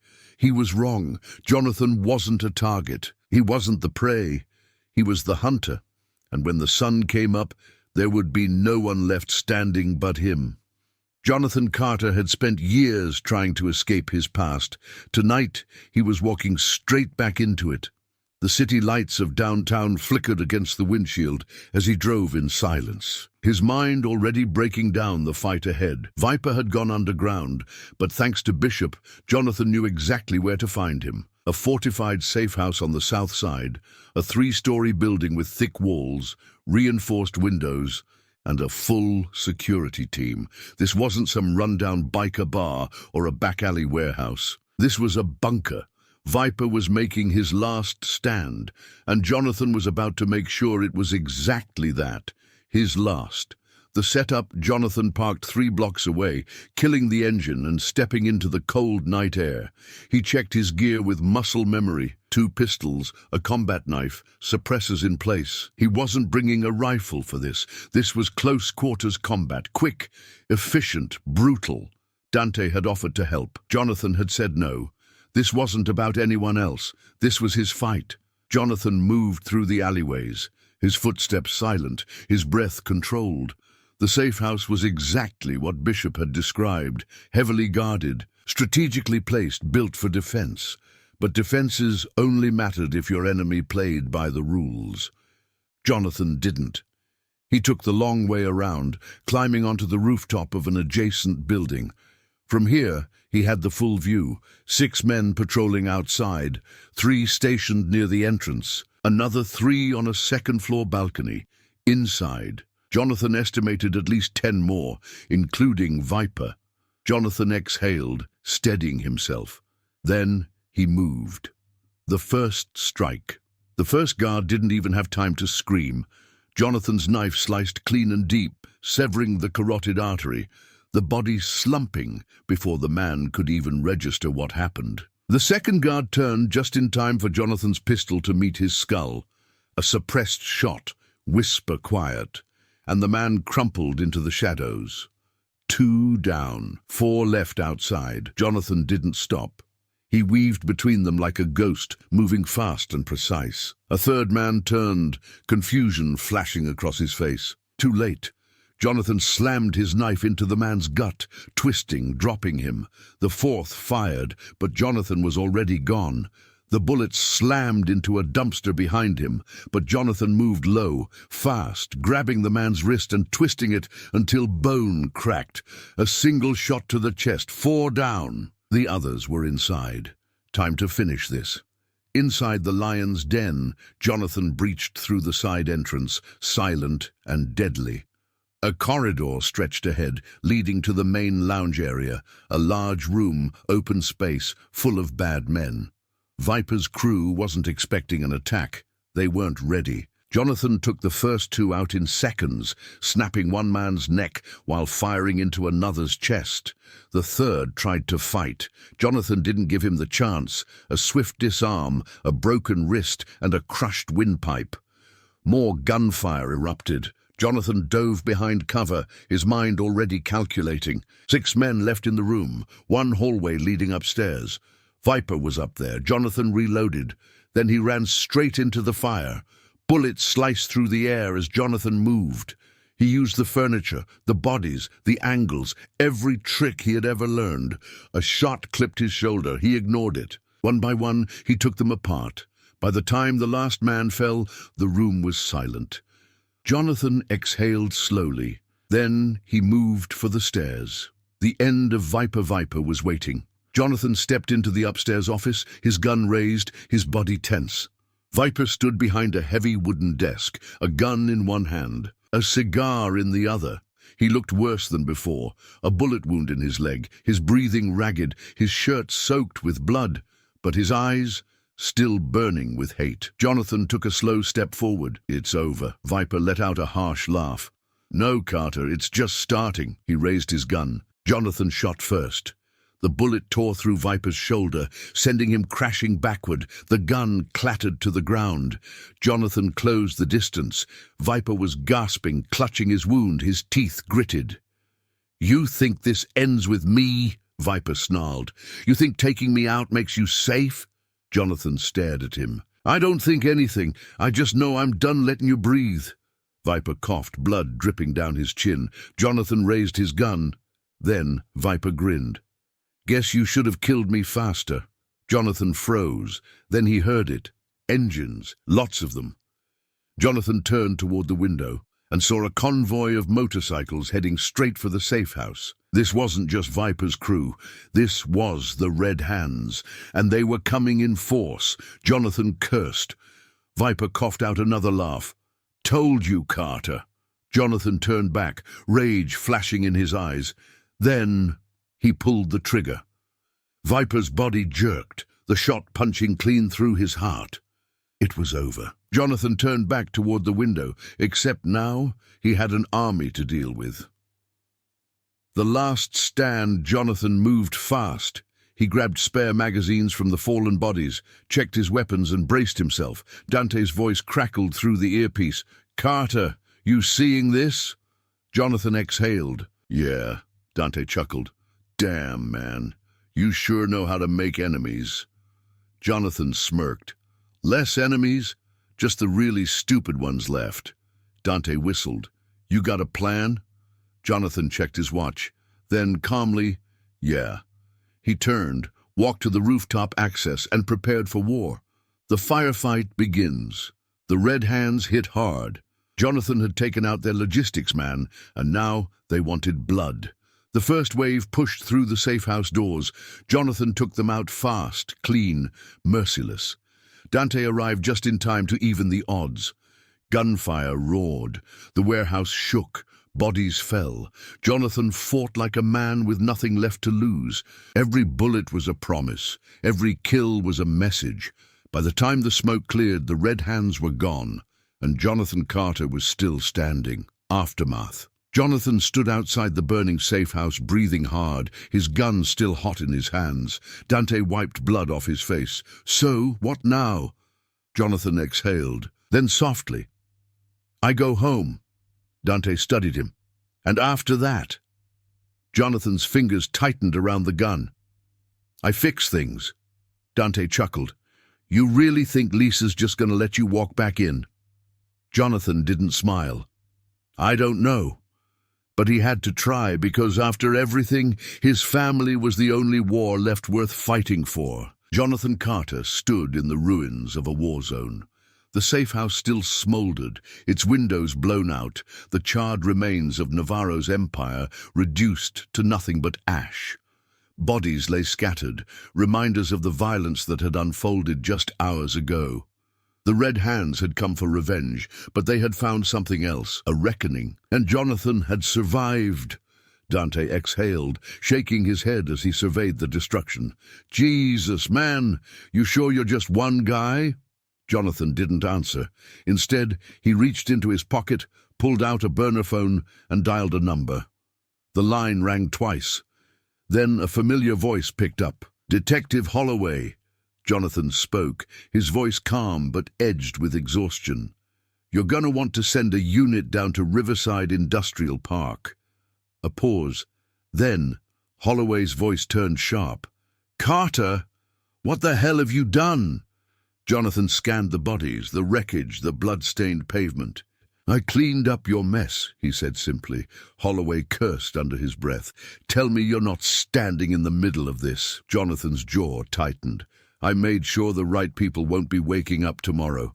But if you want to stop this from happening again, you need to act fast." Another pause. Then, "Are you turning yourself in?" Jonathan let out a slow breath. "No." Holloway's sigh came long and tired.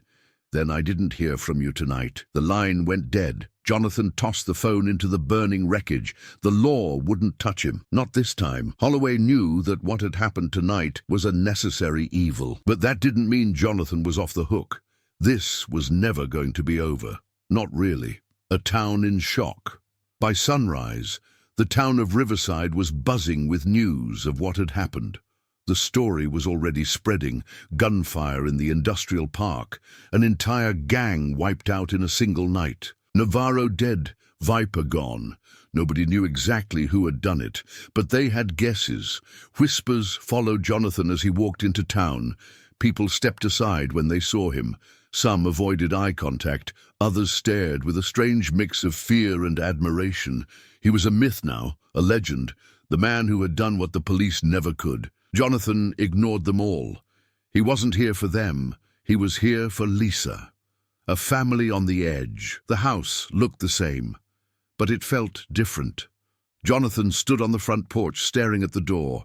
He had walked through hell to get back here, fought, bled, survived. And yet this was the hardest part. He knocked once. Lisa opened the door slowly. Her eyes were red-rimmed, her face pale.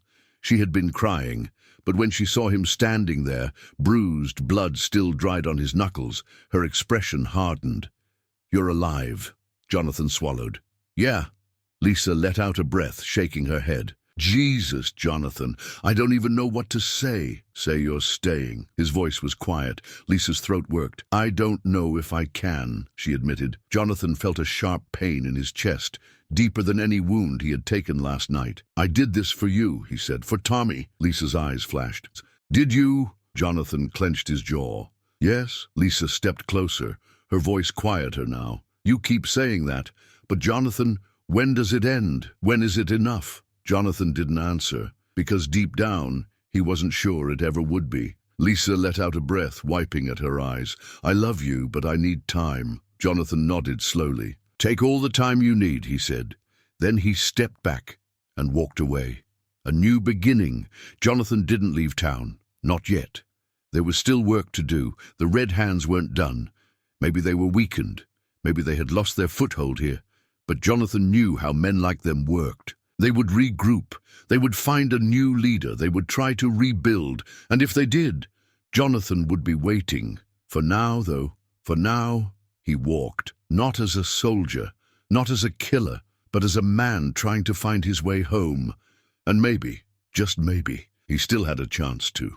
The wind carried the scent of burning wood and gunpowder through the empty streets of Riverside. The town was still reeling from the carnage of the last 48 hours. Viper was dead. Navarro was gone. The Red Hands had lost their foothold. But Jonathan Carter knew one truth better than anyone else. When you cut off the head, the body doesn't always die.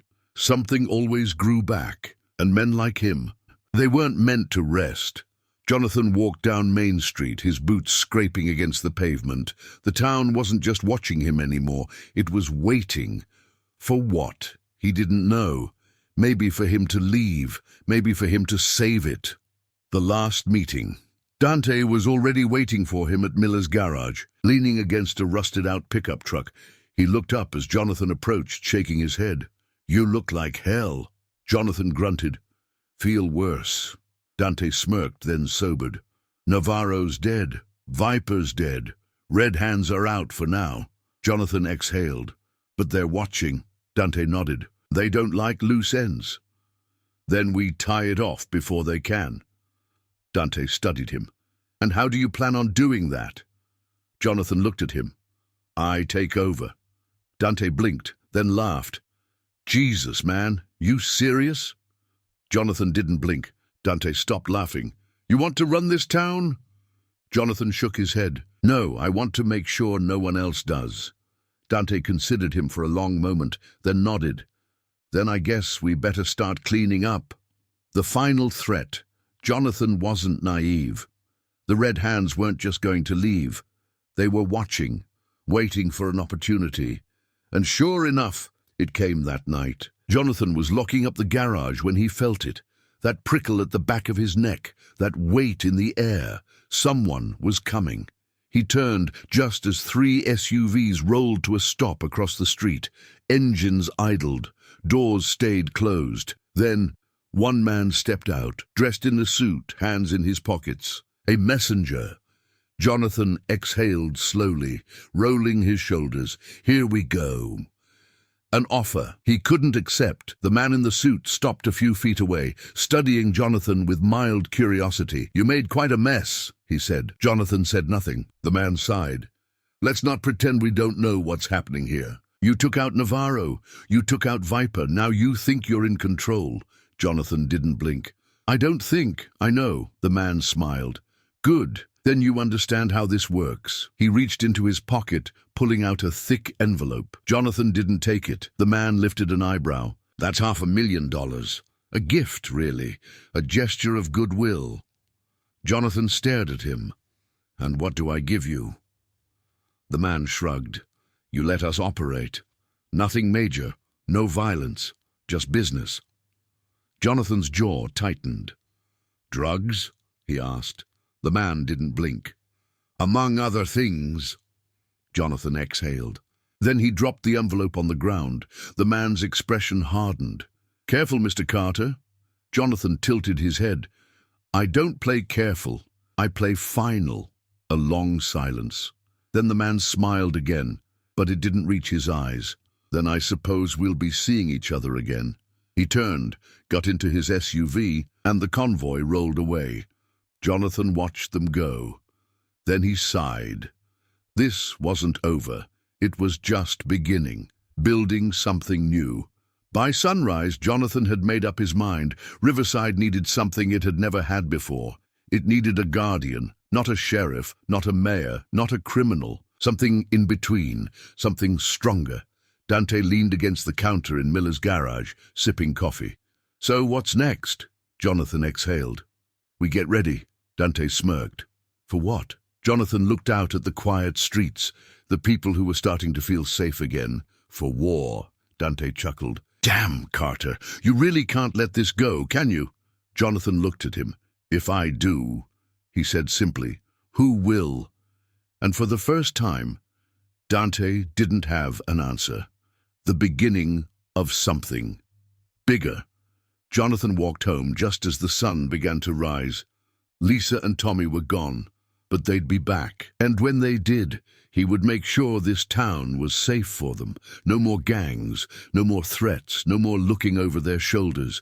He wasn't a hero, wasn't a villain, wasn't a cop, wasn't a gangster. Jonathan Carter was just a man with a gun, a man with a mission, a man who wasn't done fighting. Not yet. Jonathan Carter knew better than to believe in peace. There was no such thing, not really, not for men like him, not for places like Riverside. But that didn't mean he couldn't fight for it, and tonight he would. A town on edge, Riverside was still holding its breath. The people had started coming back outside, started reopening their shops, started whispering in the coffee shops about what had happened in the industrial park. They didn't say Jonathan's name, but he knew they were thinking it. He could feel it. He had killed Navarro. He had killed Viper. The Red Hands had been pushed out. And now the people were waiting to see if that meant they were free. Jonathan knew better, because he could feel something in the air, something coming, the kind of quiet that only happened before a storm. The warning too late. Jonathan was checking his weapons when the knock came, 2 sharp raps against the front door. He knew before he even looked. Dante. Jonathan exhaled and pulled open the door. Dante leaned against the frame, his expression unreadable. "We've got a problem." Jonathan just raised an eyebrow. "Just one?" Dante smirked, but it was thin, forced. He stepped inside, lowering his voice. "Red Hands didn't leave." Jonathan's jaw tightened. "Bishop told me they were pulling back." Dante shook his head. "They let you think that. They let everyone think that, but they're still here, Carter." Jonathan's eyes darkened. "Where?" Dante pulled a crumpled piece of paper from his pocket and tossed it onto the table. Jonathan picked it up, unfolding it. One word. "Tonight." His stomach tightened. Dante's voice was quiet. "They're making a play. For the town." Jonathan clenched his jaw. "Then we stop them." Dante let out a slow breath, shaking his head. "You don't get it, man. This isn't Navarro's crew. This isn't some biker gang running a few drug deals. The real Red Hands are here now." Jonathan's grip on the paper tightened. "Then we end it," he said simply. Dante exhaled sharply, muttering something in Spanish under his breath. "Jesus, Carter, you never change." Jonathan met his gaze. "Neither do they," Dante sighed. "All right, then let's get to work. The last stand." Jonathan had 5 hours. 5 hours to get ready. 5 hours to turn Riverside into something it had never been before, a battleground. He called in every favor, every man he still trusted. Dante, Bishop, even Frank Miller, the old mechanic, who had spent most of his life fixing cars, but still knew how to hold a shotgun. They spread out through town, reinforcing the weak spots, locking down streets, arming the people who were willing to fight, and when the sun dipped below the horizon, they waited for the war to begin. The Red Hands arrive. The first sign was the engines, not motorcycles, trucks, SUVs, heavy vehicles rolling in slow, deliberate. Jonathan stood in the middle of Main Street, his pistol resting against his thigh, watching as the convoy came into view. They didn't come in quietly. They wanted people to see them, to be afraid. The lead SUV rolled to a stop 15 feet away. The back doors opened, and a man stepped out. Jonathan knew immediately this was the man in charge. He was tall, broad-shouldered, wearing a dark suit that looked out of place in Riverside. His hair was slicked back, his face lined with scars, and his eyes were dead. Jonathan had seen that look before, in war, in men who had nothing left to lose. The man smirked. "You must be Carter." Jonathan didn't blink. "You must be the idiot who thinks he can still own this town." The man chuckled, shaking his head. "You've got balls, I'll give you that. But this?" He gestured at the buildings, at the street. "This isn't yours. It never was." Jonathan took a slow step forward. "It sure as hell ain't yours either." The man exhaled, almost bored. "You've cost us a lot of money, Carter." Jonathan shrugged. "You should have been smarter." The man's smirk faded. "You should have stayed dead." Jonathan's jaw tightened. Then the man's head tilted slightly, and the gunfire began. Hell on Main Street, Jonathan dove behind a truck as bullets ripped through the air. Windows shattered. People screamed. This wasn't a fight. This was a war. Dante fired from the rooftop of Miller's garage, picking off the Red Hands men as they tried to move forward. Jonathan moved. He took out the first two quickly, headshots, clean and efficient, but there were more, so many more. They poured in from every angle, trained, organized, tactical. Jonathan fought like a man who had nothing left to lose, like a man who had already made peace with death. But he wasn't dying tonight. He had something left to do, something left to protect. The killing blow. The leader of the Red Hands, the man in the suit, was still standing. Jonathan saw him through the smoke, barking orders, reloading his weapon. Jonathan moved toward him one step at a time. The Red Hands were falling, one by one. Dante was still firing. Frank Miller, goddamn old man, had taken out two by himself. The town was fighting back. Jonathan reached the man in the suit just as he turned, just as he realized. Too late. What was happening? Jonathan didn't hesitate. He raised his gun and fired. The bullet tore through the man's chest. He staggered, fell to his knees, and Jonathan stepped forward, crouching beside him as he bled out. The man coughed, his lips red. "You think this is over?" Jonathan's voice was calm. "No." The man's eyes fluttered. "Then what's the point?" Jonathan exhaled, and then he shot him again. Aftermath. The Red Hands were broken. The survivors fled. The town stood. Jonathan Carter looked around at what was left. Buildings had bullet holes. Windows were shattered, but the people, they were still standing. For the first time in a long time, Riverside was free. Jonathan exhaled slowly, and for the first time he let himself believe. Maybe this was enough. Maybe he had finally done enough. A call from home. Jonathan sat on the steps of Miller's garage, wiping blood off his hands. Then his phone buzzed. He frowned, pulled it out. Lisa. His chest tightened. He answered. "Hey," she whispered. Jonathan closed his eyes. "Hey." A long pause, then softly, "Can we come home?" Jonathan swallowed hard. Then, voice rough, "Yeah, Lisa, come home." And for the first time in years, Jonathan Carter let himself smile. The sound of the car pulling into the driveway made Jonathan Carter's chest tighten. He stood on the front porch, his fingers curling against the wooden railing, watching as Lisa stepped out of the driver's seat. For the first time in weeks, she was home, and beside her, clutching his backpack and sketchbook, eyes darting between Jonathan and the house, was Tommy. Jonathan exhaled slowly. This moment had been a long time coming. Lisa shut the car door carefully, her body tense, her expression guarded. She hadn't said much on the phone, just that she was ready to come home. But Jonathan knew better than to assume that meant everything was fixed. Nothing fixed itself overnight. Tommy hesitated for half a second, then broke into a run. Jonathan barely had time to react before his son crashed into him, wrapping his small arms around his waist. Jonathan's hands hovered for a second, then slowly he wrapped them around Tommy's back. The boy squeezed tighter. "I missed you, Dad," he whispered. Jonathan's throat tightened. He crouched, gripping Tommy's shoulders, studying his little face. "I missed you too, buddy." Tommy glanced back at Lisa, then lowered his voice. "Mom cried a lot." Jonathan's chest ached. He knew she had. Tommy's fingers clenched his jacket. "You're not going to leave again, right?" Jonathan held his gaze. "I'm right here." Tommy searched his face for a moment, as if trying to read the truth in his father's eyes. Then finally, he nodded. Lisa cleared her throat behind them. "Tommy, go take your stuff inside, okay?" Tommy gave Jonathan one last squeeze before grabbing his backpack and hurrying up the porch steps. That left just them. Jonathan turned to Lisa. She was looking at him, really looking at him, for the first time in weeks. He swallowed. "Lisa, I don't want to fight." Jonathan exhaled. "Neither do I."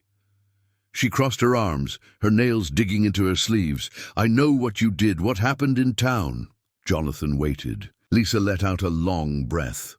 "They're saying you saved Riverside." Jonathan's jaw tightened. "I didn't save it.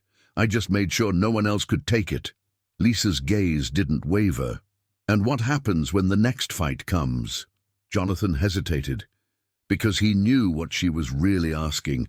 Would he ever stop fighting? Would he ever be able to just be a husband and a father, without the shadow of war following him? He didn't have an answer, but he gave her the only truth he could. "I don't know." Lisa's throat worked. She nodded slowly, then softer. "I just need time." Jonathan exhaled. "Take all the time you need." Lisa studied him for a second longer. Then she turned and walked inside. Jonathan stayed on the porch, staring out at the empty street. He had won the war, but now he had to fight for something harder. His family, rebuilding trust. The first few nights were quiet. Jonathan slept on the couch. Lisa didn't ask him to, but she didn't ask him to come to bed either. Tommy hovered, watching, studying him. Jonathan saw the way his son looked at him now, not with fear, but with caution, like he wasn't sure what kind of man his father was anymore. Jonathan had spent his life fighting. He had been a soldier, a killer, a protector. But fatherhood, that was uncharted territory. One night, Tommy sat at the kitchen table, drawing in his sketchbook. Jonathan sat across from him, watching. The boy glanced up. "You can talk, you know." Jonathan smirked. "Oh, yeah?" Tommy nodded, flipping to a new page. "I know how to listen." Jonathan exhaled, rubbing his hands together. "You heard a lot." "Huh?" Tommy's hand paused on the page. "Yeah." Jonathan nodded slowly. "I'm sorry, buddy." Tommy's little fingers curled around the crayon. "Did you have to do it?" Jonathan felt something heavy settle in his chest. He thought about lying, but his son deserved better. "Yeah," he said. "I did." Tommy considered that. Then, without looking up, he muttered, "Good." Jonathan blinked. Tommy kept drawing, his little jaw clenched. "I didn't like the bad men." Jonathan exhaled, staring at his son. Lisa was right. Tommy had seen too much. But Jonathan couldn't change that now. All he could do was make sure it never happened again. And for the first time in a long time, he meant it. A new kind of fight. 3 weeks passed. The town started rebuilding. People stopped looking over their shoulders, stopped whispering about the Red Hands, stopped wondering if another war was coming. For the first time in years, Riverside was quiet. Jonathan should have felt relieved, but all he felt was restless. Lisa saw it. She always saw it. "You can't sit still," she said one morning, watching him fidget with a wrench at the kitchen table. Jonathan glanced at her. "I've been working at the garage." Lisa arched an eyebrow. "That's not the kind of work you're used to." Jonathan smirked. "I don't think Frank wants me breaking kneecaps for oil changes." Lisa didn't smile. She sat down across from him, her hands folding over the table. "You still feel like you're waiting for something, don't you?" Jonathan exhaled. "I don't know how to be normal, Lisa." Lisa's gaze softened. "You don't have to be." Jonathan frowned. Lisa reached across the table, resting a hand over his. "You don't have to be anything but here." Jonathan stared at their hands. For the first time in a long, long time, he believed her. One last visit. Jonathan drove out to the edge of town the next day. The industrial park was quiet now. The safe house was gone, burned to the ground. But the memories of that night still lingered in the air. Jonathan stood where Viper had taken his last breath, where Navarro had begged for his life, where he had ended the war.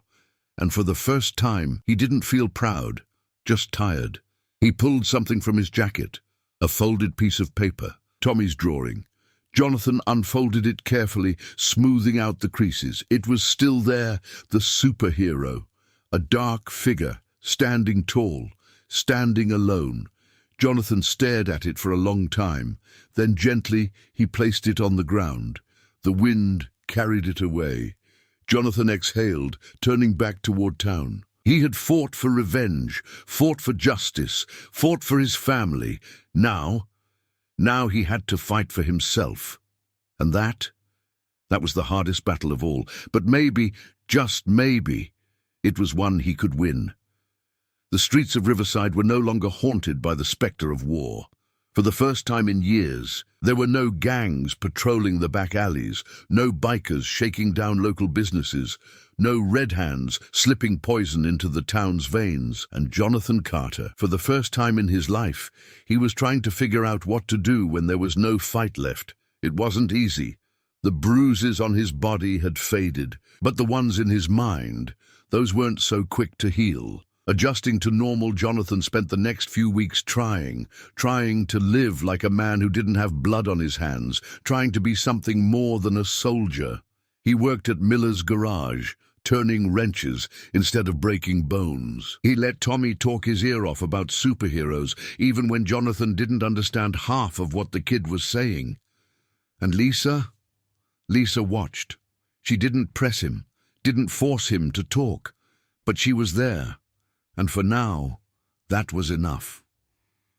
The past doesn't let go, but peace had a way of making a man paranoid. Jonathan knew how the world worked. You don't just walk away from a war. Even if you survive, even if you win, something always follows. And it came knocking on his door one night. A black sedan, no license plates. Jonathan saw it from the window before the driver even stepped out. Lisa was in the kitchen. Tommy was asleep upstairs. Jonathan grabbed his gun and stepped outside. The man was waiting for him. Slick suit, expensive watch. Jonathan had never seen him before, but he knew who he worked for. "Mr. Carter," the man greeted, his voice calm. Jonathan didn't respond. The man sighed. "We know what you did. Oh, what you took from us." Jonathan's grip on the gun tightened. The man smiled faintly. "The red hands don't forget." Jonathan exhaled. "You here to kill me?" The man chuckled. "If we wanted you dead, you'd be dead." Jonathan didn't believe that, not for a second. The man tilted his head. "We're not interested in war, Mr. Carter. We're interested in business." Jonathan didn't blink. "You're wasting your time." The man sighed. "I don't think so." He reached into his coat, slowly, deliberately, and pulled out a small envelope. He held it out. Jonathan didn't take it. The man smiled. "Inside you'll find an offer." Jonathan's jaw tightened. "I'm not interested." The man shrugged, placing the envelope on the porch railing. "You should be. You may have won the battle, Mr. Carter. But the war—" His smile sharpened. "The war is never over." And just like that, he turned and got into the sedan. The car disappeared down the road. Jonathan didn't move for a long time. Then finally, he picked up the envelope and burned it. The ghosts keep coming. The next few days were uneasy. Jonathan didn't tell Lisa about the visit, didn't tell Dante either. He just kept watching the streets, watching the people, watching for something he couldn't see yet. The red hands were still out there, and they weren't finished with him. But if they thought he was just going to wait for them to make their next move, they didn't know Jonathan Carter. He had given them a chance. Now he was going to end it for good. The final hunt begins. Jonathan left town that night, didn't tell Lisa where he was going. Didn't say a word to anyone, just packed a bag, grabbed his gun, and drove. He still had contacts, still had old favors to call in, and by the time the sun came up, he knew exactly where to go. The Red Hands thought they were watching him, but now he was hunting them. Jonathan tracked them for weeks. Every lead took him deeper. Every dead end made him more determined. And finally he found them. A compound in the mountains, a fortress, a den of wolves, and Jonathan Carter. He walked right into it. Alone, the last battle. Jonathan didn't hesitate. Didn't give them time to prepare. He took out the first 2 guards fast. Silenced shots. Clean kills. Then he moved. Room by room, hallway by hallway. The Red Hands never saw it coming. By the time they realized what was happening, it was already too late. And at the end of it, the man in charge, the last piece of the puzzle. Jonathan stood over him, his gun pressed to his forehead. The man trembled. You can't kill us all." Jonathan's voice was calm. "I don't have to." And then he pulled the trigger. The end of the road. Jonathan drove back into Riverside just before dawn. He was tired, his body ached, but for the first time in years, his mind was quiet. He pulled into the driveway. Lisa was on the porch, waiting. She didn't ask where he had been, she just studied him. Then softly, "Is it over?" Jonathan exhaled. "Yeah." Lisa didn't blink. For real this time. Jonathan met her gaze, and for the first time, he could say it with absolute certainty. "Yeah." Lisa nodded once. Then she stepped forward and wrapped her arms around him. Jonathan closed his eyes, and for the first time in a long time, he let himself believe it. The war was over, and now, he could finally go home.